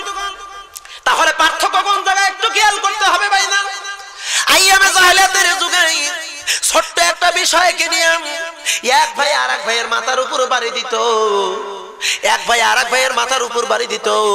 আমার জামানায়, এই জামানার ভিতরে ছোট্ট একটা বিষয় নিয়ে এক ভাই আর এক ভাইয়ের মাথার উপর বাড়ি দিতে দ্বিধাবোধ করতেছে না। কথা বলুন ঠিক কিনা? আমার বাস্তবিক কথা ভাইজান, আপনারা যদি খবর নিয়ে জানতে চান কথাটা কতটুকু সত্যায়িত যদি প্রমাণ করতে যান, যান আমার তারাস থানায়। মহিষ রুটি একটা গ্রামে আমি মাহফিল করে সময় মাত্র বাড়িতে ঢুকতেছি, এমন টাইম আমার কাছে খবর এলো, হুজুর আপনি কি জানেন মহিষ রুটির দুই ভাই, এক ভাই আর এক ভাইয়ের মাথার উপর বাড়ি দিয়েছে রড দিয়া। বললাম কারণ কি? বলে মাত্র এক হাত জায়গা নিয়ে জোরবন কয় হাত, এক হাত জায়গা নিয়ে বাড়ি দিয়েছে, মুহূর্তের মধ্যে সে ভাই মারা গেছে। তাহলে দেখেন তো আইয়ামে জাহিলিয়াতের যুগের সাথে আমাদের যুগের কি মিল আছে না নাই? কথা বলেন আছে না নাই? আইয়ামে জাহিলিয়াতের যুগে সুদি কারবার ছিল ভাই, আমাদের দেশেও কিন্তু সুদি কারবার কম হয় নাকি বেশি হয়? তার প্রমাণ রাস্তায় যদি দাঁড়ানো যায়, সাইনবোর্ডের সাথে লেখা আছে আশা বেরাক TMSS। কথা বলেন, তাকালেই বোঝা যায় আমার দেশে কত সুদি কারবার হচ্ছে। আইএমএ জাহিলিয়াতের যুগের সাথে আমাদের কোন পার্থক্য?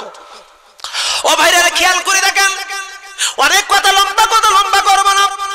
আইএমএ জাহিলিয়াতের যুগে পূজা অর্চনা চলতো, আর আমাদের দেশে ডিজিটাল পদ্ধতিতে পূজা অর্চনা হয় মাসে মাসে, মানে হিন্দুদের 12 মাসে 13 পূজা, আর আমার বাংলাদেশের মুসলমানদের 12 মাসের 14 পূজা।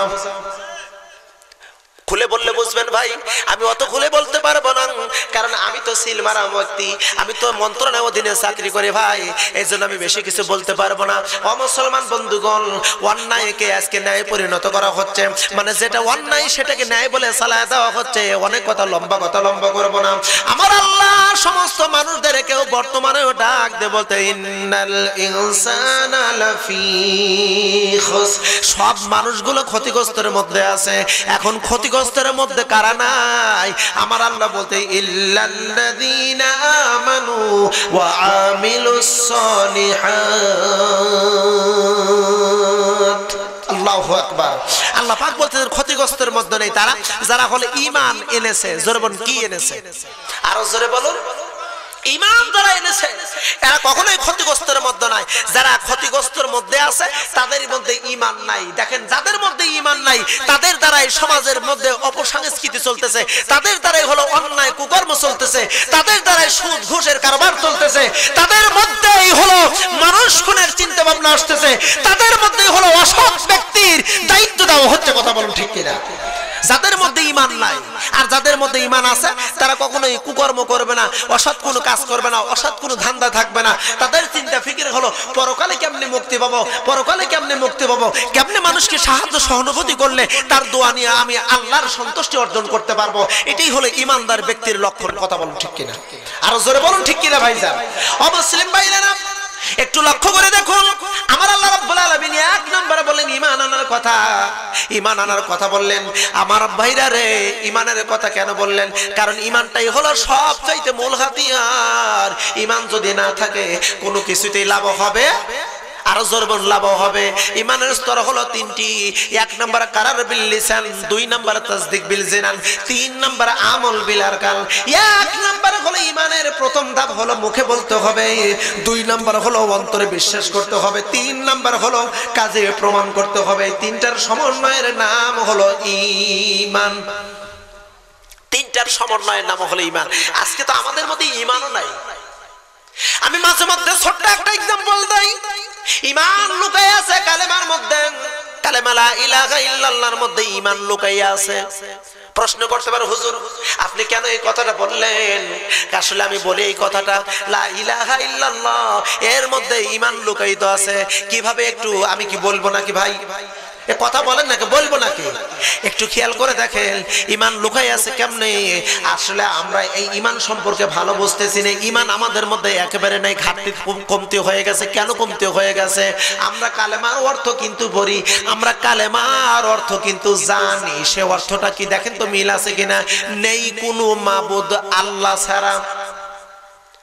এই অর্থ সাথে একমত আপনারা আছেন? লা ইলাহা ইল্লাল্লাহ, নেই কোনো মাবুদ আল্লাহ ছাড়া, এই অর্থের সাথে মিল আপনারা একমত আছেন কি ভাই? কারা কারা আছেন দেখি তো? এই অর্থের পক্ষে কারা কারা আছেন দেখি তো? হাত উঁচু করে দেখাবেন। সবাই তো দেখতেছি, নামান হাত নামান।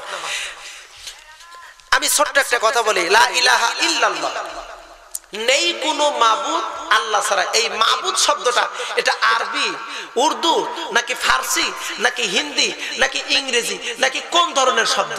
যদি কেউ জেনে থাকেন মেহেরবানি করে বলেন, এই মাবুদ শব্দটা আরবি নাকি বাংলা? মাবুদ শব্দটা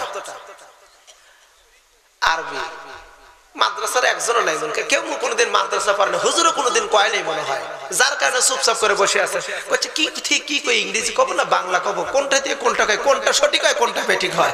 আসলে মাবুদ শব্দটা হলো আরবি, ইসমে মাফউলের সিগা। আসলে তো মাবুদ শব্দটা তো কালেমার অর্থের সাথে কোনো মিলি আসে না। মাবুদ শব্দটা ইলা শব্দের অর্থে নেওয়া হয়েছে মাবুদ। আসলে তো ইলা শব্দের অর্থ মাবুদ নয়। ইলা শব্দের অর্থ যদি আপনি জানতে চান তাহলে কমপক্ষে একটা নয় দুইটা নয় 82টি অর্থ, ইলার শব্দের অর্থ হলো 82টি। আল্লাহু আকবার বলবেন না? আর জোরে বলে বলুন না ভাই, আল্লাহু আকবার। ইলা শব্দের অর্থ হলো 82টি। কি কি অর্থ? ইলা শব্দের অর্থ হলো সৃষ্টিকর্তা, ইলা শব্দের অর্থ হলো রিজিক দাতা, ইলা শব্দের অর্থ হলো আইন দাতা, ইলা শব্দের অর্থ হলো বিধান দাতা। এবার আসেন ইলা শব্দের অর্থগুলো কালেমার সাথে একটু মিল করাই। লা ইলাহা ইল্লাল্লাহ, এবার ইলা শব্দের অর্থ সৃষ্টিকর্তা নেন। লা ইলাহা ইল্লাল্লাহ, নেই কোনো সৃষ্টিকর্তাকে ছাড়া। আরো জোরে, আরো জোরে। লা ইলাহা ইল্লাল্লাহ, নেই কোনো সৃষ্টিকর্তা আল্লাহ ছাড়া। লা ইলাহা ইল্লাল্লাহ, নেই কোনো আইনদাতা আল্লাহ ছাড়া। লা ইলাহা ইল্লাল্লাহ, নেই কোনো হুকুমদাতা আল্লাহ ছাড়া। এভাবে 82টি অর্থের সমন্বয়ের নাম হলো ঈমান। ও মুসলমান বন্ধুগণ, একটুখানি লক্ষ্য করে দেখেন, আমাদের মধ্যে কিছু মৌলবী আছে, আমরা মৌলবী সাহেব এই কালেমা পড়ে দাওয়াত দেই মানুষদেরকে, আমাদেরকে মিষ্টি পোলাও বিরিয়ানি খাওয়ায়, আমাদেরকে মোটা অঙ্কের হাদিয়া দেয়, জামাই আদরে আমাদেরকে রাখে।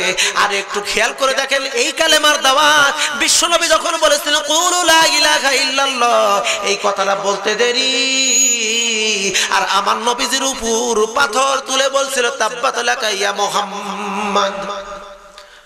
আমরা বললাম আমাদেরকে মিষ্টি পোলাও দেয়, আর রসুলকে, রসুল বললে রসুলকে কয় তুমি ধ্বংস হও। কারণ কি? কারণ আমরা অর্থ জানি না, ঈমান আমাদের মধ্যে পয়দা হচ্ছে না। কথা বলো ঠিক কিনা ভাইজান? ও ভাইরা, অনেক কথা, লম্বা কথা লম্বা করব না, সংক্ষিপ্ত আকারে কথাটা বলে বিদায় নেব ভাইজান। যেহেতু আমি বুঝতে পেরেছি, কারণ তাফসীর শোনার মানুষ এখানে খুব একেবারেই কম, কোরআনের তাফসীর বোঝার মতন কিছু জ্ঞানও থাকা দরকার আছে। ও মুসলিম বন্ধুগণ, ঈমান সম্পর্কে কি আলোচনা করব রে ভাইজান? ঈমানটা হলো সবচাইতে বড় একটা মূল হাতিয়ার বিষয়। ও বন্ধুগণ, একটু লক্ষ্য করে দেখেন, সবে মাত্র একজন ব্যক্তি আল্লাহর নবীজির দরবারে এসে কালেমা পড়ে মুসলমান হইল। এই ব্যক্তিটির নাম হলো সালাবী রাদিয়াল্লাহু তাআলা আনহু। ইনি ছিলেন খাটো, তারপরে তিনি ছিলেন হালকা পাতলা, মানে শুটকা। দিনাজপুরের মানুষ কি শুটকা বোঝে? শুটকা বোঝেন নাকি? মানে গায়ের সাথে কোনো মাংস টাংস নেই, একবারে লিকলিকে পাতলা। এমন একজন ব্যক্তি আল্লাহর হাবিবের দরবারে কালেমা পড়ে মুসলমান হলেন। নবীজি তাকায় দেখেন, একেবারে খাটো, তারপরে হলো কালো, তারপরে হলো শুটকা। নবীজি তার চেহারার দিকে তাকালেন, তার ভিতরে যেন কিছু শূন্যতা বোঝায়, তার ভিতরে বুঝে কিছু শূন্যতা বোঝায়, কিছু দুঃখ আছে। আল্লাহর হাবিব কোন সাহাবাই কেরামদের এদিকে যদি একটা বার নজর করত, ওই ব্যক্তিটির ভিতরে দুঃখ যন্ত্রণা যদি থাকতো, আল্লাহর হাবিব তিনি বুঝতে পারতেন। জোরে বলেন একটু সুবহানাল্লাহ। আল্লাহ পাক বলেছে ইন্নাল্লাহ আলিমুম বিজাতিস সুদূর, বান্দার অন্তরের খবর পৃথিবীর কেউ যদি না জানে, জানেন কে? আরো জোরে, আল্লাহ জানেন। আর আল্লাহ জানেন বান্দার অন্তরের খবর। আল্লাহ পাক তার রাসূলকে বলেছেন আলাম নাশরাহ লাকা সাদরা, রাসূল হে আমি আপনার অন্তর প্রশস্ত করে দিয়েছি। রাসূলও যদি কোনো ব্যক্তিকে একবার দেখতো, তার অন্তরের খবর রাসূলও জানতে পারতেন। জোরে বলেন, জোরে বলেন। আল্লাহর হাবিব সাল্লাল্লাহু চেহারার দিকে তাকায় দেখলেন, একজন ইমানদার ব্যক্তি। তাকায় দেখেন, তার চেহারার মধ্যে দুঃখের ছাপ দেখা যায়, অন্তরের মধ্যে যেন কিছু শূন্যতা দেখা যায়, তার ভিতর কিছু শূন্যতা আছে, কিছু দুঃখ যন্ত্রণা আছে। শূন্যতার মধ্যে থেকে আল্লাহর হাবিব তার চেহারার দিকে তাকায় বলেন, ও সালাবী, আমার মনে হয় তুমি বুঝি তোমার অন্তরের মধ্যে মনে কি বিয়ার মনোবাসনা জেগেছে, বিয়ার মনোবাসনা জেগেছে। কথাটা বলতে দেরি সালাবী একটু মুস্কি হাসে মাথাটা নত করলেন, লজ্জা পেলেন। সুবহানাল্লাহ বলবেন না ভাইজান? লজ্জা পাইলেন, রাসূলুল্লাহর সামনে লজ্জা পাইলেন। আজকে দেখেন তো, কোনো যুবককে যদি কোনো অভিভাবক যদি বলে, বেটারে আমি তোমার বিয়ে ঠিক করেছি অমুক জায়গায়, আব্বা কবে কোন দিন ঠিক হবে, তাড়াতাড়ি তাড়াতাড়ি তাড়াতাড়ি বিয়ের ব্যবস্থা করেন। কথা বলেন, কথা বলেন না ভাই? আজকে যুবকদের কিন্তু লজ্জা শরম একেবারেই কমতি হয়ে গেছে। সালাবী রাদিয়াল্লাহু তাআলা আনহু আল্লাহর হাবিবের দিকে তাকায়া মুস্কি একটা হাসি দিয়া ভাই মাথাটা নত করে বললেন, নত করে বলি, ইয়া রাসূলুল্লাহ, ইচ্ছা থাকলে আমারও উপায় নাই। ও নবীজি, আমার তো তেমন কোনো বাড়ি ঘর নাই, আমার তো জায়গা জমি নাই, আমার তো নিকটে কোনো টাকা পয়সা নাই নবীজি। আর তারপরে হলাম আমি হলাম খাটো, আমি হলাম কালো। কোন ব্যক্তি আছে আমার সঙ্গে তার মেয়েকে বিয়ে দিবে? কে আমার সঙ্গে মেয়ে বিয়ে দিবে? আল্লাহর হাবিব ডাক দিয়ে বললেন, সালসালাবি রে, তোমার এইটা নিয়ে চিন্তা নাই, তোমার এইটা নিয়ে তোমার টেনশন নাই। যত চিন্তা হলো আমি বিশ্ব নবীজির, আমি রাহমাতাল লিল আলামিনের আমার যত চিন্তা। ও সালসালাবি, তুমি বিয়ে করবে নাকি? তোমার মতামতটা একটু বলো। আচ্ছা সালাই বলে, নবী গো, কে আমার সঙ্গে বিয়ে দেবে? কে আমার সঙ্গে বিয়ে দেবে? আল্লাহর হাবিবের সামনে সাহাবায়ে কেরাম বসা ছিল। ভাই, আল্লাহর হাবিব আলীকে ডাক দিয়ে বলে, আলী রে, জলদি করে একটা পত্র লেখো, জলদি করে পত্র লেখো। এই পত্রটা বিশ্বনবী বললেন আর হযরত আলী লিখলেন, আলী লিখলেন আর বিশ্বনবী বললেন। লেখা শেষে বিশ্বনবীজি তার হাতের একটা আংটি দিয়া ওই পত্রের উপর সিলমোহর মেরে দিলেন। জোরে করে একটু মারহাবা। আরো জোরাবাত হলে বলুন একটু ভাই মারহাবা। আরেকটা বার বলেন না একটু মারহাবা। রাসূল সিলমোহর মারলেন চিঠির উপরে। চিঠিটি যাবে হযরত সালসালাবি বলে, ও সালসালাবি, এই চিঠিটা নিয়ে চলে যাও মদিনার আনসারী একজন সাহাবী হযরত আমর ইবনে জামু রাদিয়াল্লাহু তাআলা আনহুর বাড়িতে তুমি চলে যাও, তার কাছে তুমি এই চিঠিটা দাও। চিঠিটা লইয়া সালসালাবি রাদিয়াল্লাহু তাআলা আনহু রওনা দিবেন সোজা একদম আমর ইবনে জামু রাদিয়াল্লাহু তাআলা আনহুর বাড়িতে। আমর ইবনে জামু রাদিয়াল্লাহু তাআলা আনহুর বাড়িতে চলে গেলেন। এই চিঠি লইয়া আমর ইবনে জামুর হাতে যখন দিল, ভাই, ওই চিঠি আমর ইবনে জামু পাইলেন। ওই চিঠির মধ্যে লেখা রয়েছে, ও আমর ইবনে জামু, তোমার সুন্দরী রূপবতী একটা মেয়ে আছে, ওই মেয়েটাকে আমি একটা পাত্র পাঠাইলাম, এই পাত্রের সঙ্গে তোমার এই মেয়েটাকে বিয়ে দিয়ে দিবা, এই মেয়েটাকে বিয়ে দিবা। তুমি কিন্তু দেরি করবে না, আমি রাসূল বলে দিলাম, আমি নবী বলে দিলাম, তোমার মেয়েটাকে এই ছেলের সঙ্গে তুমি বিয়ে দিয়ে দিবা। ও ভাইরা রে, আমর ইবনে জামু চিন্তা ভাবনা করলেন, বিশ্ব নবীদের চিঠি অমান্য তো করা যাবে না, কিন্তু মেয়ের তো অনুমতি নেওয়া দরকার, কারণ ছেলেটা হলো একেবারে খাটো, তারপরে হলো কালো, তারপরে হলো সুটকা। আমার মেয়েটা যদি নাও মেনে না নাই, তাহলে তো আমি বিশ্ব নবীজির কাছে বেজ্জতি হব, আমি তো পরকালে আল্লাহর কাছে আসামি হয়ে যাব। না না, আমাকে মেয়ের কাছ থেকে আমাকে অনুমতি নিতে হবে, কিন্তু এই ছেলেটাকেও তো না করা যাবে না। ওই চিঠি পড়া পড়তেছে আর আমর ইবনে জামু জোরে জোরে এই সালসালাবির উদ্দেশ্যে কথা বলতেছে। ভাইজান, একটা কারণে মেয়ে ছিল ঘরের মধ্যে, আমর ইবনে জামু হলো বাহিরে, ঝোপের ঘর, বেড়ার ঘরের বাহির থেকে যদি কোনো ব্যক্তি কথা বলে, ওই বাহিরের কথা ভিতরে যায় কি যায় না? কথা বলেন নাকি আপনারা? এ ভাই, আওয়াজ না দিলে কি আওয়াজ হয় নাকি? ভাই একটু জবান খুলে বলেন না, বাহিরের কথা ভিতরে যাবে কি যাবে না? হযরত সালসালাবি রাদিয়াল্লাহু তাআলা আনহু তিনি আবার চিঠি পড়তেছেন আর বলতেছেন, ও সালসালাবি, না না, তোমার মতন কালো, তোমার মতন খাটো, তোমার মতন সুটকা একটা ছেলের সাথে আমার সুন্দরী রূপবতী মেয়েকে বিয়ে দিতে পারবো না। যতই চিঠি নবীজি দিক, বিশ্ব নবী দিক, এই চিঠি আমি মানি না, তোমার সঙ্গে আমি বিয়ে দেবো না। জোরে জোরে চিল্লায়ে চিল্লায়ে বলতেছে। জোরে কোন একটু আল্লাহু আকবার। আরো জোরে বলেন ভাই একটু আল্লাহু আকবার। বলার কারণ হলো, একটু এই জোরে জোরে কথা বলার কারণ হলো, মেয়ে যেন শুনতে পারে যে বিশ্ব নবীজির চিঠি এসেছে, ছেলে আমাদের কাছে উপস্থিত আছে। আমার মেয়ে যেন শুনতে পেরে তার হৃদয়ের মধ্যে নবীর প্রেম যেন জন্ম হয়। আর নবীর প্রেম যদি জন্ম হয়, তাহলে আমার মেয়ে রাজি হবে, তাতে আমার কোনো আপত্তি হবে না, নবীজির কাছে আমার ইজ্জত থাকবে, আর আখিরাতের ময়দানে এর ওসিলায় আমি জান্নাতের মেহমান হতে পারবো। জবান খুলে বলেন না ভাই একটা আল্লাহু আকবার। ভাইজান, আপনাদের খুব কষ্ট হচ্ছে তাই না ভাই? মোনাজাত করে বিদায় হয় নাকি কোন আপনারা? হ্যাঁ, আলোচনা চলবে, করবে আলোচনা, কিছুক্ষণ করবো, দেখি তো কিরকম আলোচনা শুনবেন। একটু তাকবীর ধ্বনি দেন তো, লিল্লাহি তাকবীর।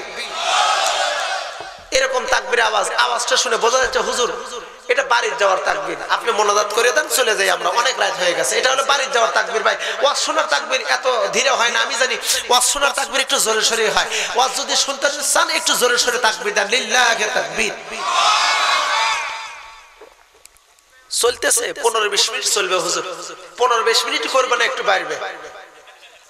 হ্যাঁ, তাহলে আওয়াজ যত বাড়বে আলোচনা একটু বাড়বে। লিল্লাহি তাকবীর। আর একটু চলে, একটু জিকির করে লা ইলাহা ইল্লাল্লাহ, জবান খুলে লা ইলাহা।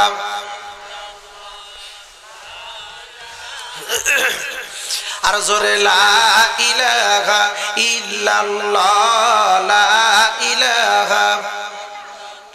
আর তাওরাতে লেখা আছে রাসূলের নাম, ইনজিলে লেখা আছে রাসূলের নাম। তাওরাতে লেখা আছে রাসূলের নাম, ইনজিলে লেখা আছে রাসূলের নাম। কোরআন পড়ে মোরা বুঝলাম, তাওরাতে লেখা আছে রাসূলের নাম। লা ইলাহা ইল্লাল্লাহ, জবান খুলে।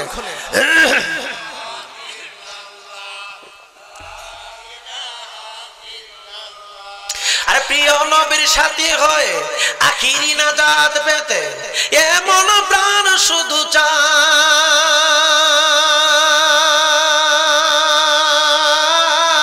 প্রিয় নবীর সাথী হয়ে আখিরি নাজাত পেতে এমন প্রাণ শুধু চায়।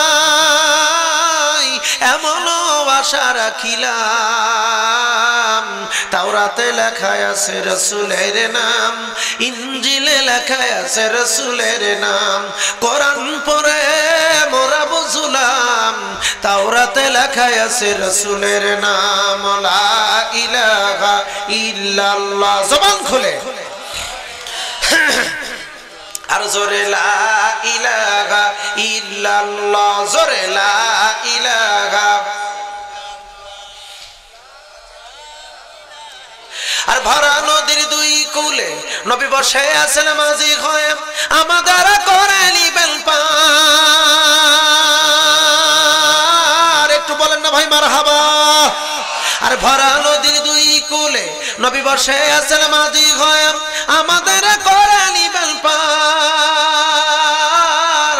এমন আশা রাখিলাম, তাওরাতে লেখা আছে রাসূলের নাম, ইনজিলে লেখা আছে রাসূলের নাম।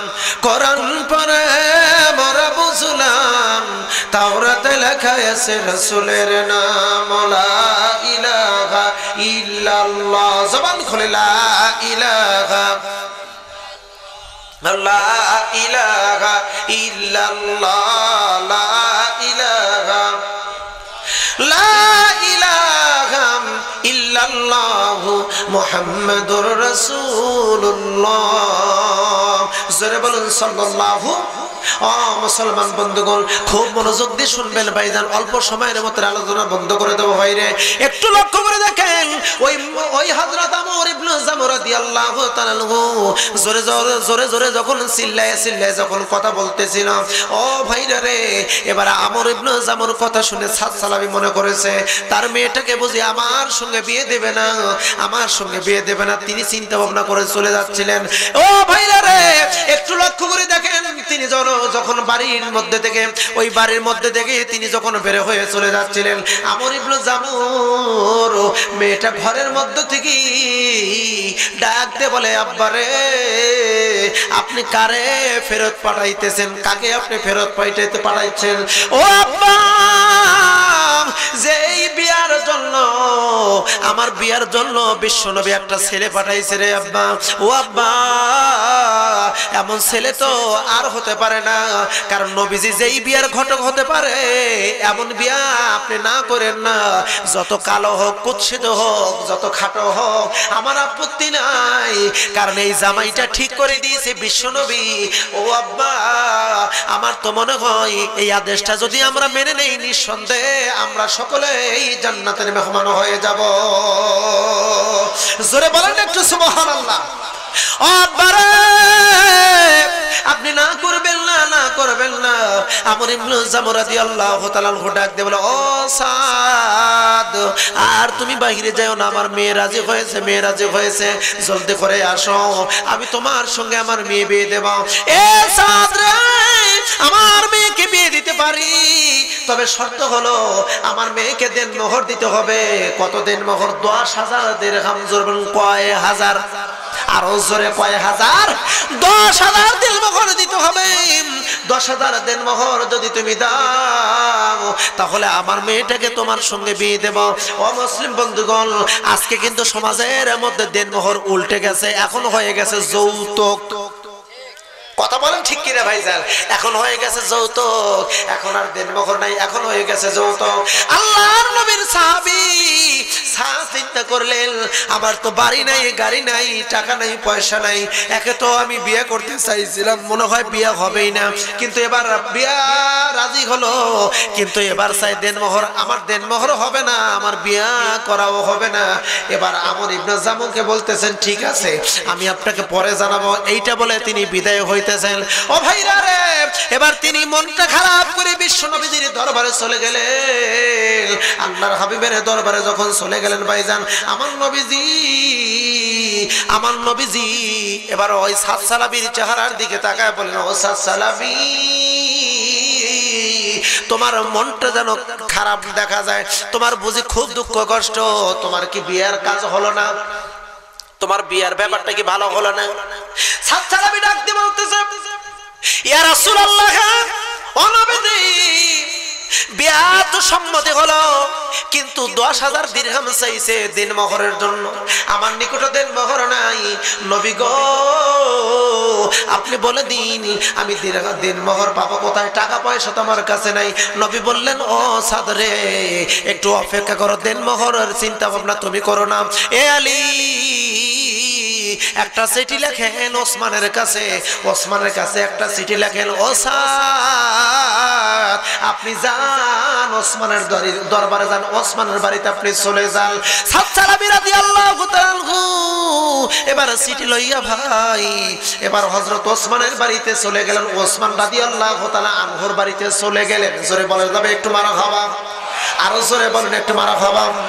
ওসমানের বাড়িতে যাইয়া দেখে হযরত ওসমান রাদিয়াল্লাহু তাআলা আনহু তিনি রোদে গুড় শুকাচ্ছিলেন, গুড় শুকাইতেছিলেন রোদ্রে, গুড় শুকাইতেছিলেন।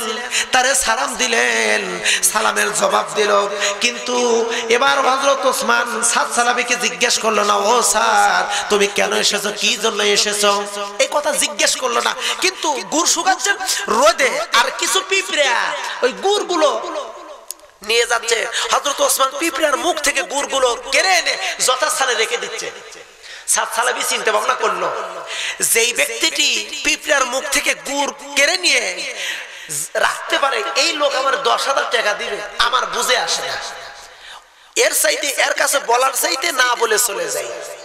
মনে মনে ধারণা করছে এ হলো কৃপণ, এর কাছে বলা যাবে না, অথবা আমি চলে যাই। ফিরে চলে গেছেন বাড়িতে।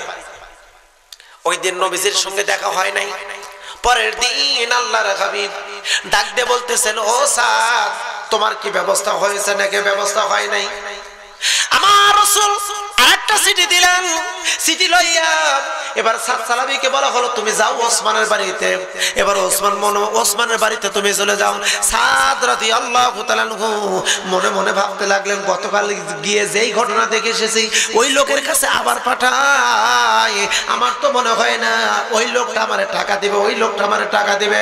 ও ভাইরা রে, আল্লাহর নবীর হুকুম মতো এবার সাদ রওনা দিল, চলে গেলেন এবার ওসমানের বাড়িতে। ওসমান রাদিয়াল্লাহু তাআলা আনহুর বাড়িতে যাইয়া এবার সাদ রাদিয়াল্লাহু তাআলা আনহু ওসমানের নিকটে গেলেন, সালাম দিলেন।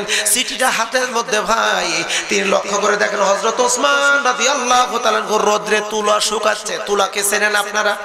দিনাজপুরের মানুষ তুলা চেনেন ভাইজান?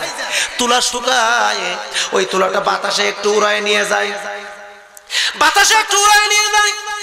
আর হযরত ওসমান ওই বাতাসের কাছ থেকে তুলাটা কেড়ে এনে আবার যথাস্থানে রেখে দেয়।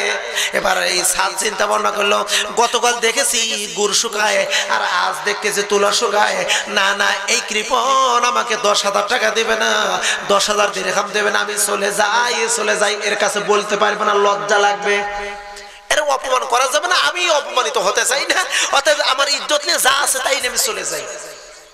পরের দিন ওই দিন নবীজির দরবারে গেলেন না, দেখা তেমন হলো না, দেখা হলো না নবীজির সাথে। পরের দিন নবীজির দরবারে আল্লাহর হাবিব ডাক দিয়ে বলে, সাদ রে তোমার তোমার টাকার ব্যবস্থা হয়েছে নাকি? সাদ বলতেছি ইয়া রাসূলুল্লাহ, আমার টাকার ব্যবস্থা এখনো হয় নাই। আমার রাসূল বলেন, ও সাদ, সিটি নিয়ে যাও, অবশ্যই অবশ্যই ব্যবস্থা হবে, জলদি করে তুমি সিটি নিয়ে যাও। সাদ সালাবি চিন্তা ভাবনা করলেন, 2 দিন গিয়েছি, 2 দিন 2টা ঘটনা দেখেছি, আজ আবার যাইতেছি, বলা যায় না আজকে কোন ঘটনা দেখা যায়। যতই দেখি আজকে হযরত ওসমানকে এই সিটিটা দেব, সিটির জবাব আসে কি এইটা আমি নেব। ও মুসলিম বন্ধুগণ, একটুখানি মনোযোগ দিয়ে শুনবেন না ভাইজান। হযরত ওসমান রাদিয়াল্লাহু তাআলা আনহুর বাড়িতে গেলেন, বাড়িতে গিয়ে দেখেন হযরত ওসমান উটকে খাবার খাওয়াইতেছে, উটকে খাবার খাওয়াইতেছে। আপনাদের দেশে গরু আছে না ভাই? গরু আছে না? গরুর কিন্তু আপনারা গোরা বলেন না কি বলেন? হ্যাঁ, গোরা বলেন। হ্যাঁ, আমাদের দেশে গোরা বলে। এই গোরার মধ্যে কিন্তু পলই বলেন না খ্যার বলেন আপনারা? খ্যার। এই খ্যার কেটে কেটে দিতেছে। হযরত ওসমান উটকে কিছু খাবার দিতেছে, আর ওই খাবার মাটিতে যখন পড়তেছে ওইগুলো তুলে আবার ওই যথাস্থানে গোরার মধ্যে দিচ্ছে। এখন সাদ সালাবি চিন্তা ভাবনা করতেছে, হাই রে কৃপণের কৃপণ রে, 2 দিন 2টা ঘটনা দেখছি, আজকে আবার দেখতেছি যে সামান্য 2-4টা খাবার পড়তেছে মাটির, আর ওইগুলো আবার যথাস্থানে গোড়ার মধ্যে রেখে দিচ্ছে। ই এত বড় কৃপণ, আর ই আমার 10,000 টাকা দিবি। রাসূল আর জায়গা পাইল না, 3 দিন এক লোকের কাছে আমার পাঠাইলো। চিন্তা ভাবনা, নতুন মুসলমান তো, ঈমান এখনো পাকাপোক্ত হয় নাই। রাসূলুল্লাহর চিন্তা ভাবনা করলো, টাকা দেয় দিক, না দেয় না দিক, তাও আজকে সিটি দেওয়ার কথা আমি দেব। সিটি দেবো, জবাব আসুক চাই না আসুক। হযরত সাদ সালাবি রাদিয়াল্লাহু তাআলা আনহু সিটি দিতেও আত্মস্তবদ মনে করতেছে। হযরত সাদ যখন হযরত ওসমানের হাতে সিটি দিলেন, বললেন এটা নবীজির সিটি, নবীজির সিটি, নবীজির সিটি। এই সিটি যখন দিলেন ভাই, এবার সাদ লক্ষ্য করে দেখে, এবার সিটিটা সুন্দর করে খুললেন, সিটি পড়তেছেন, আর হযরত ওসমানের চোখ দিয়ে দর দর করে পানি পানি পানি পড়তেছে, চোখ দিয়ে ওজর ধরে পানি পড়তেছে। সাদ চিন্তা ভাবনা করলো, মনে হয় সিটির মধ্যে লেখা আছে 10,000 দিরহাম দিতে হবে। আমার মনে হয় এত বড় কৃপণ, আমার 10,000 টাকা দেওয়া লাগবে মনে করে, এই জন্য কাঁদতেছে। না না, এখানে থাকা যাবে না, থাকা যাবে না, চলে যাই, চলে যাই। এত বড় কৃপণ, 10,000 টাকা দেওয়া লাগবে দেখে ঝরঝর করে চোখের পানি ফেলতেছে। আমি মনে করি টাকার ভিখারি, আমার দরকার নেই এমন টাকা।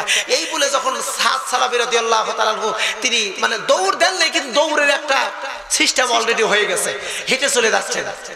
হযরত ওসমান লক্ষ্য করে দেখে সাদ সালাবি রাদিয়াল্লাহু তাআলা আনহু তিনি যখন দৌড়ে চলে যাইতেছেন, আমার নবীদের সাহাবী হযরত ওসমান ডাক দিয়ে বলে, সাদ রে, তুমি কেন এত জোরে দৌড় দিয়ে যাও? ও সাদ, তুমি কেন সরে যাও? কেন তুমি সরে যাও? দাঁড়াও দাঁড়াও, একটু কথা বলি। এবার সাদ তিনি দাঁড়াইলেন, হযরত ওসমান জলদি করে এসে জড়ায় ধরে বলেন, ও ভাই, তুমি কেন দৌড়ে তুমি চলে যাইতেছ? সাদ সালাবি বলতেছেন, আপনি কাঁদেন কেন? আমি এই জন্য তো যাইতেছি। আল্লাহু আকবার বলবেন না ভাইজান? আর জোরে বলেন একটু আল্লাহু আকবার। বলে, আমি তো যাইতে আসি নাই, আপনি কাঁদতেছেন এই দেখে আমি চলে যাইতেছি। হযরত ওসমান বলতে, তুমি কি জানো আমি কোন কারণে কান্দি? বলে, না তো আমি জানি না। বলে, আমি কান্দি একটা মাত্র কারণে। এ সাদ রে, এই চিঠির মধ্যে ব্যাক ডেট 3 দিন আগেকার তারিখ দেওয়া আছে। এ সাদ, 3 দিন আগেকার চিঠি 3 দিন পরে আমার কাছে এসেছে। ও সাদ, এই 3 দিন আগেকার চিঠি 3 দিন পরে আমার কাছে এসেছে। ওই চিঠি পরে আমি কান্দি। আমার আল্লাহ যদি এই চিঠিটা কিয়ামতের ময়দানে আমার সামনে যদি ধরে, আর আমার যদি বলে, ওসমান, আমার নবীর চিঠি 3 দিন আগে তোমার কাছে গিয়েছিল। এ ওসমান, আমার নবীর চিঠি 3 দিন আগে গিয়েছিল, তুমি জবাব দাও নাই, 3 দিন পরে জবাব দিয়েছ। এত বড় বেয়াদবি করার সাহস তুমি কোন জায়গায় পেয়েছিলে রে ওসমান? আজকে জবাব দাও, আমার নবীজির সঙ্গে বেয়াদবি করার কি পরিণতি? আজকে জবাব দাও, তুমি জান্নাতি নাকি জাহান্নামী, তুমি নিজেই ফয়সালা করে নাও। এসা যার কারণে আমি ওই চিঠি পড়ে কান্দি, কিয়ামতের ময়দানে আল্লাহ আমার কি হিসাব নেবে, আমি সেই দিন কি জবাব দেব? জোরে কোন একটু সুবহানাল্লাহ। বেয়াদবি সিটি 3 দিন আগেকার সিটি 3 দিন পরে আসছে, এই আশঙ্কা। আর দেখেন আজকে কত বেদুইন আছে, কত কুলাঙ্গার আছে, কত জারজ সন্তানরা আছে রাসূলুল্লাহর বিরুদ্ধে অকথ্য মিথ্যা গালিগালাজ করে। কথা বলো ঠিক কিনা? এই রংপুরের শাহবাগে রংপুরের এক জারজ সন্তান আছে, এর জারজ ছাড়া কিছু বলা যাবে না। শাহবাগের ময়দানে আমার রাসূলকে নিয়ে কটূক্তি করে কথা বলেছিল। কথা বলো ঠিক কিনা? তাহলে বলুন তো তাদের অবস্থা কেমন হবে? রাসূলের সাথে বেয়াদবি আমার আল্লাহ পছন্দ করেন না। কথা বলেন ঠিক কিনা? রাসূলের সাথে আল্লাহ রাসূলের সাথে বেয়াদবি করে আমার আল্লাহ পছন্দ করেন না। এদেরকে দুনিয়ায় লাঞ্ছিত করবে, আখিরাতের জমিনে এদেরকে এত অপদস্থ করবে, অপদস্থ করে এদেরকে জাহান্নামের কীট আল্লাহ বানায় দিবে। আর মুসলমান বন্ধুগণ, হযরত সাহাব ডাক দিয়ে বলতেছে, ওসমান আমি তো বুঝতে পারি নাই বেয়াদবি হয়ে গেছে, ক্ষমা করে দেন। কারণ একটু লক্ষ্য করে দেখুন ভাইজান, হযরত ওসমান রাদিয়াল্লাহু তাআলা আনহু আমার নবীকে সবচাইতে সম্মান ইজ্জত বেশি করত। আমার নবীদের প্রত্যেকটা কথা হযরত ওসমান রাদিয়াল্লাহু তাআলা আনহু শুনতেন। জোরে বলবেন একটু সুবহানাল্লাহ? আরো জোরে বলা যাবে ভাই একটু সুবহানাল্লাহ? ও ভাইরা রে, কিতাব প্রমাণ করেছে হযরত ওসমান যখন আমার নবীজির দরবারে যাইতেন, আমার নবীজির দরবারে যখন হযরত ওসমান যাইতেন, নবীজির চেহারার দিকে তাকায়া হযরত ওসমান কথা বলতে পারতেন না। এই হযরত ওসমান রাসূলের দরবারে যখন যেতেন তখন নবীজির চেহারার দিকে তাকায়া, চোখের দিকে তাকায় কথা বলতে পারতেন না। তাকানো মুহূর্তেই তার চোখ দিয়ে পানি ঝরঝর করে চলে আসতো। এজন্য হযরত ওসমান যখন নবীজির দরবারে যাইতেন তার মাথাটা নত হয়ে থাকতো। হাদিস শরীফ প্রমাণ করেছে হযরত ওসমানের এত লজ্জা ছিল, তার লজ্জা দেখে আসমানের ফেরেশতারা পর্যন্ত লজ্জা পেত। সুবহানাল্লাহ বলবেন না? সুবহানাল্লাহ বলতে কি মন একটু চায় না ভাই? নাকি এই জবান দিয়ে জয় জয় করতে একবার মুখটাকে ঈমান কি একেবারেই ক্ষয় হয়ে গেছে নাকি? এই হযরত ওসমান রাসূলকে কি সম্মান ইজ্জত করত। ছোট্ট একটা কথা বলে আমি বিদায় নেব। কিতাব প্রমাণ করেছে হযরত ওসমান রাদিয়াল্লাহু তাআলা আনহু মসজিদুন নববীর মধ্যে বসা, ঠিক এমন টাইমে একজন সাহাবী আসলো। সাহাবীর দু চোখ দিয়ে পানি ঝরতেছে, দাড়ি মোবারক ভিজে গেছে, কাঁদতে কাঁদতে নবীজির দরবারে চলে আসছে। রাসূল বললেন, ও সাহাবী, তোমার ভিতরে এত কান্না কেন? কি কষ্ট যে তুমি কাঁদতে কাঁদতে আমার দরবারে এসেছো? রাসূলকে বলতেছি, ইয়া রাসূলুল্লাহ, আমি কাঁদতেছি একটা মাত্র কারণে। মদিনার ইহুদি পল্লীর ভিতরে আমি ঢুকেছিলাম।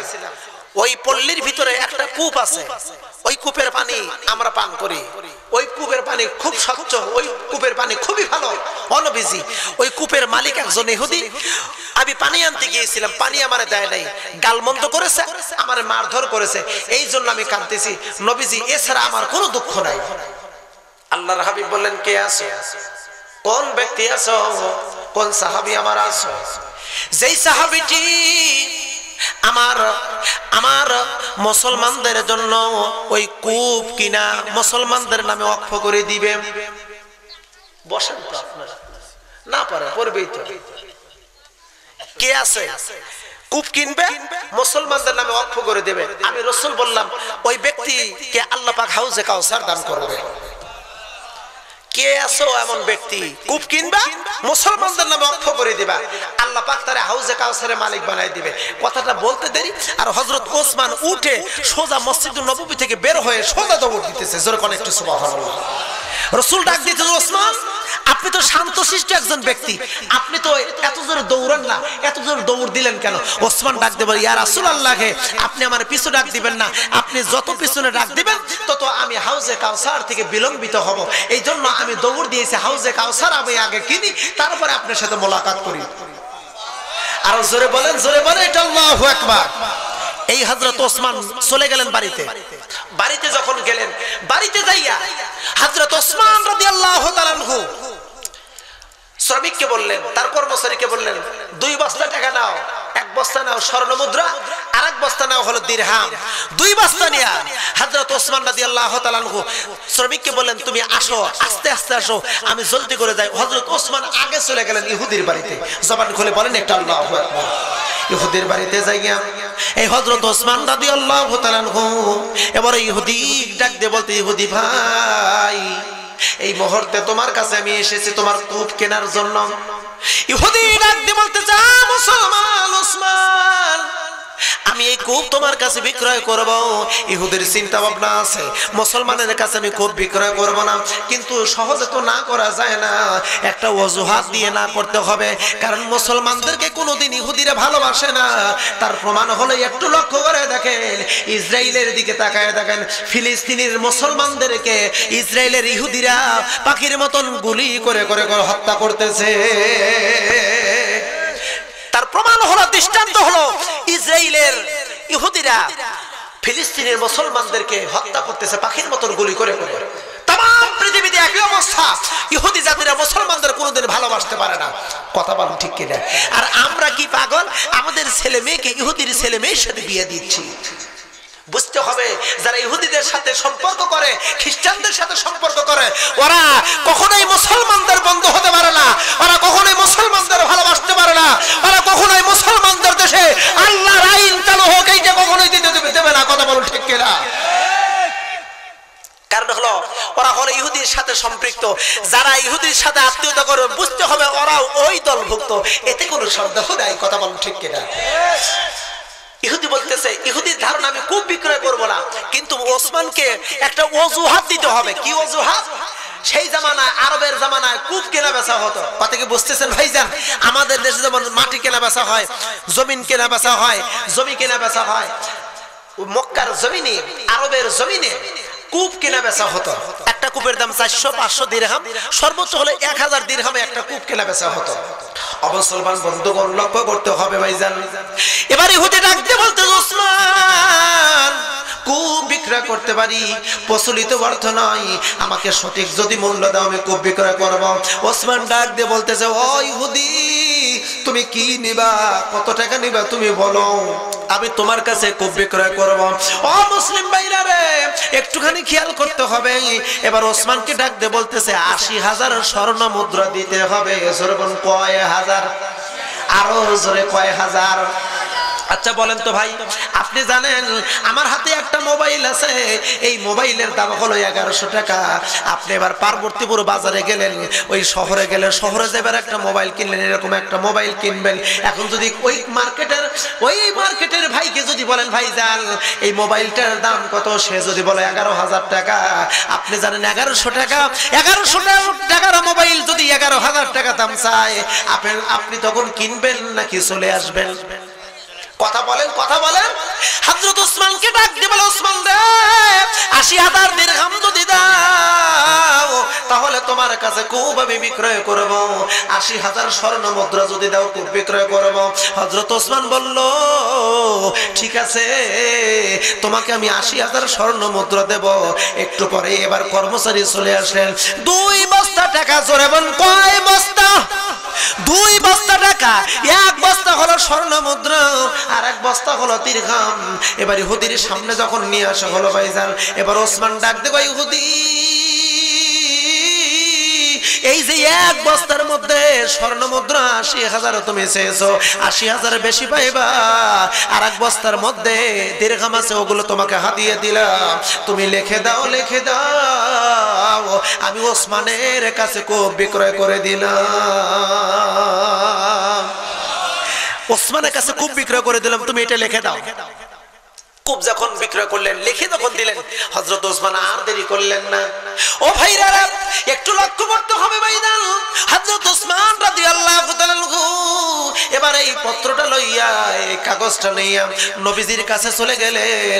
নবীজির সামনে যখন দাঁড়াইলেন, হযরত ওসমানের শরীর দিয়ে দরদর করে ঘাম বের হচ্ছিল। আমার নবীজি বলতেছেন, ওসমান তুমি বড্ড পেরেশান হয়ে গেছো। হযরত ওসমান বলতে, নবীজি এই পেরেশানি তো আমার কিছুই নয়, কিছুই নয়। ও নবী গো, এই যে এই যে আমি কূপ কিনেছি, এই কূপ মুসলমানদের জন্য আমি অক্ষ করে দিলাম। ইয়া রাসূলুল্লাহ, আমি জানতে চাই আমার হাউজে কাউসারের খবর কি? ও নবী গো, হাউজে কাউসারের খবর কি? হাউজে কাউসারের খবর কি? আমার রাসূল বলতেছেন, ওসমান রে, একটু অপেক্ষা করো, একটু অপেক্ষা করো, অপেক্ষা করো। অমুসলিম বন্ধুগণ, কিতাব প্রমাণ করেছে হযরত ওসমান রাদিয়াল্লাহু তাআলা যখন তিনি বসে পড়লেন, আল্লাহর হাবিব বসে রয়েছে, এমন টাইমে নবীজির কপাল ঘামতেছে। সুবহানাল্লাহ বলবেন না? হাদিস শরীফের মধ্যে আসছে যখন রাসূলুল্লাহর উপর যখন ওহী আসতো তখন হযরত বিশ্বনবীর কপাল ঘামতো, আর ঘামের দানাগুলো মুক্তার দানার মতন চকচক করতো। অল্প সময়ের ভিতরে ওই মুক্তার দানাগুলো এত সুন্দর সুশোভিত হতে, এত সুন্দর সুগন্ধ পুরো মসজিদের মধ্যে বিমুগ্ধ হয়ে যেত। জোরে বলেন সুবহানাল্লাহ। সাহাবীরা বুঝতে পারছেন যে ওহী এসেছে।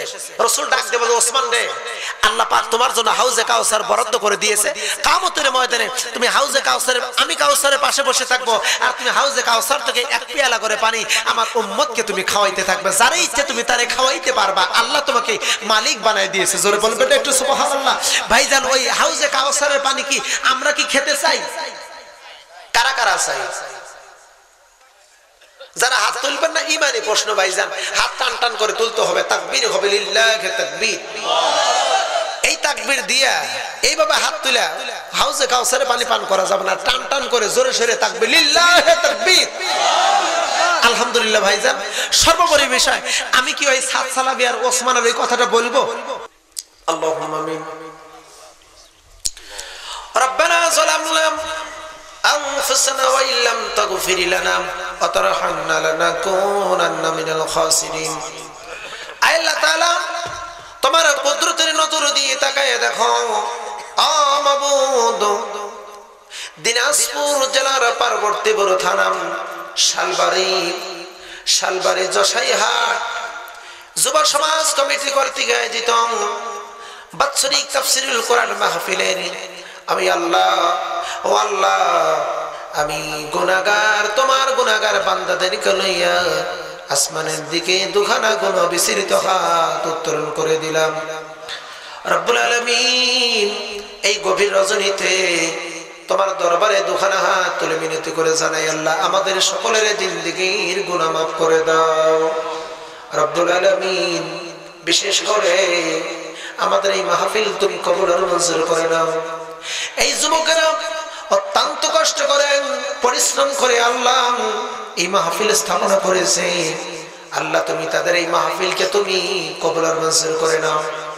আর রব্বুল আলামিন, মাহফিলের উপর খুশি হয়ে যত সওয়াব দাও সবটুকু সর্বপ্রথমে বিশ্ব নবীর আরওয়ার উপর পৌঁছে দাও। বিশেষ করে আল্লাহ তাআলা নবী আদম থেকে শুরু করে আত্মবাদী তামাম পৃথিবীতে যত মুমিন মুমিনা অন্ধকার কবরের বাসিন্দা, আল্লাহ প্রত্যেকের আরওয়ার উপর সওয়াব পৌঁছে দাও। বিশেষ করে রব্বুল আলামিন, যারা শাহাদাত বরণ করে নিজেদের তাজা রক্ত ঢেলে দিয়ে শহীদ হয়ে গেল, যারা বাতিলের বিরুদ্ধে লড়াই করতে করতে যারা শহীদ হয়ে গেল, ও মাবুদ, বিশেষ করে ফিলিস্তিন, Afghan, Iraq, Iran, Somalia, Bosnia, Chechnya, বিশেষ করে মায়ানমারের মুসলমান, ও আল্লাহ তুমি লক্ষ্য করে দেখতেছো ফিলিস্তিনের মুসলমানদেরকে গুলি করে করে হত্যা করা হচ্ছে।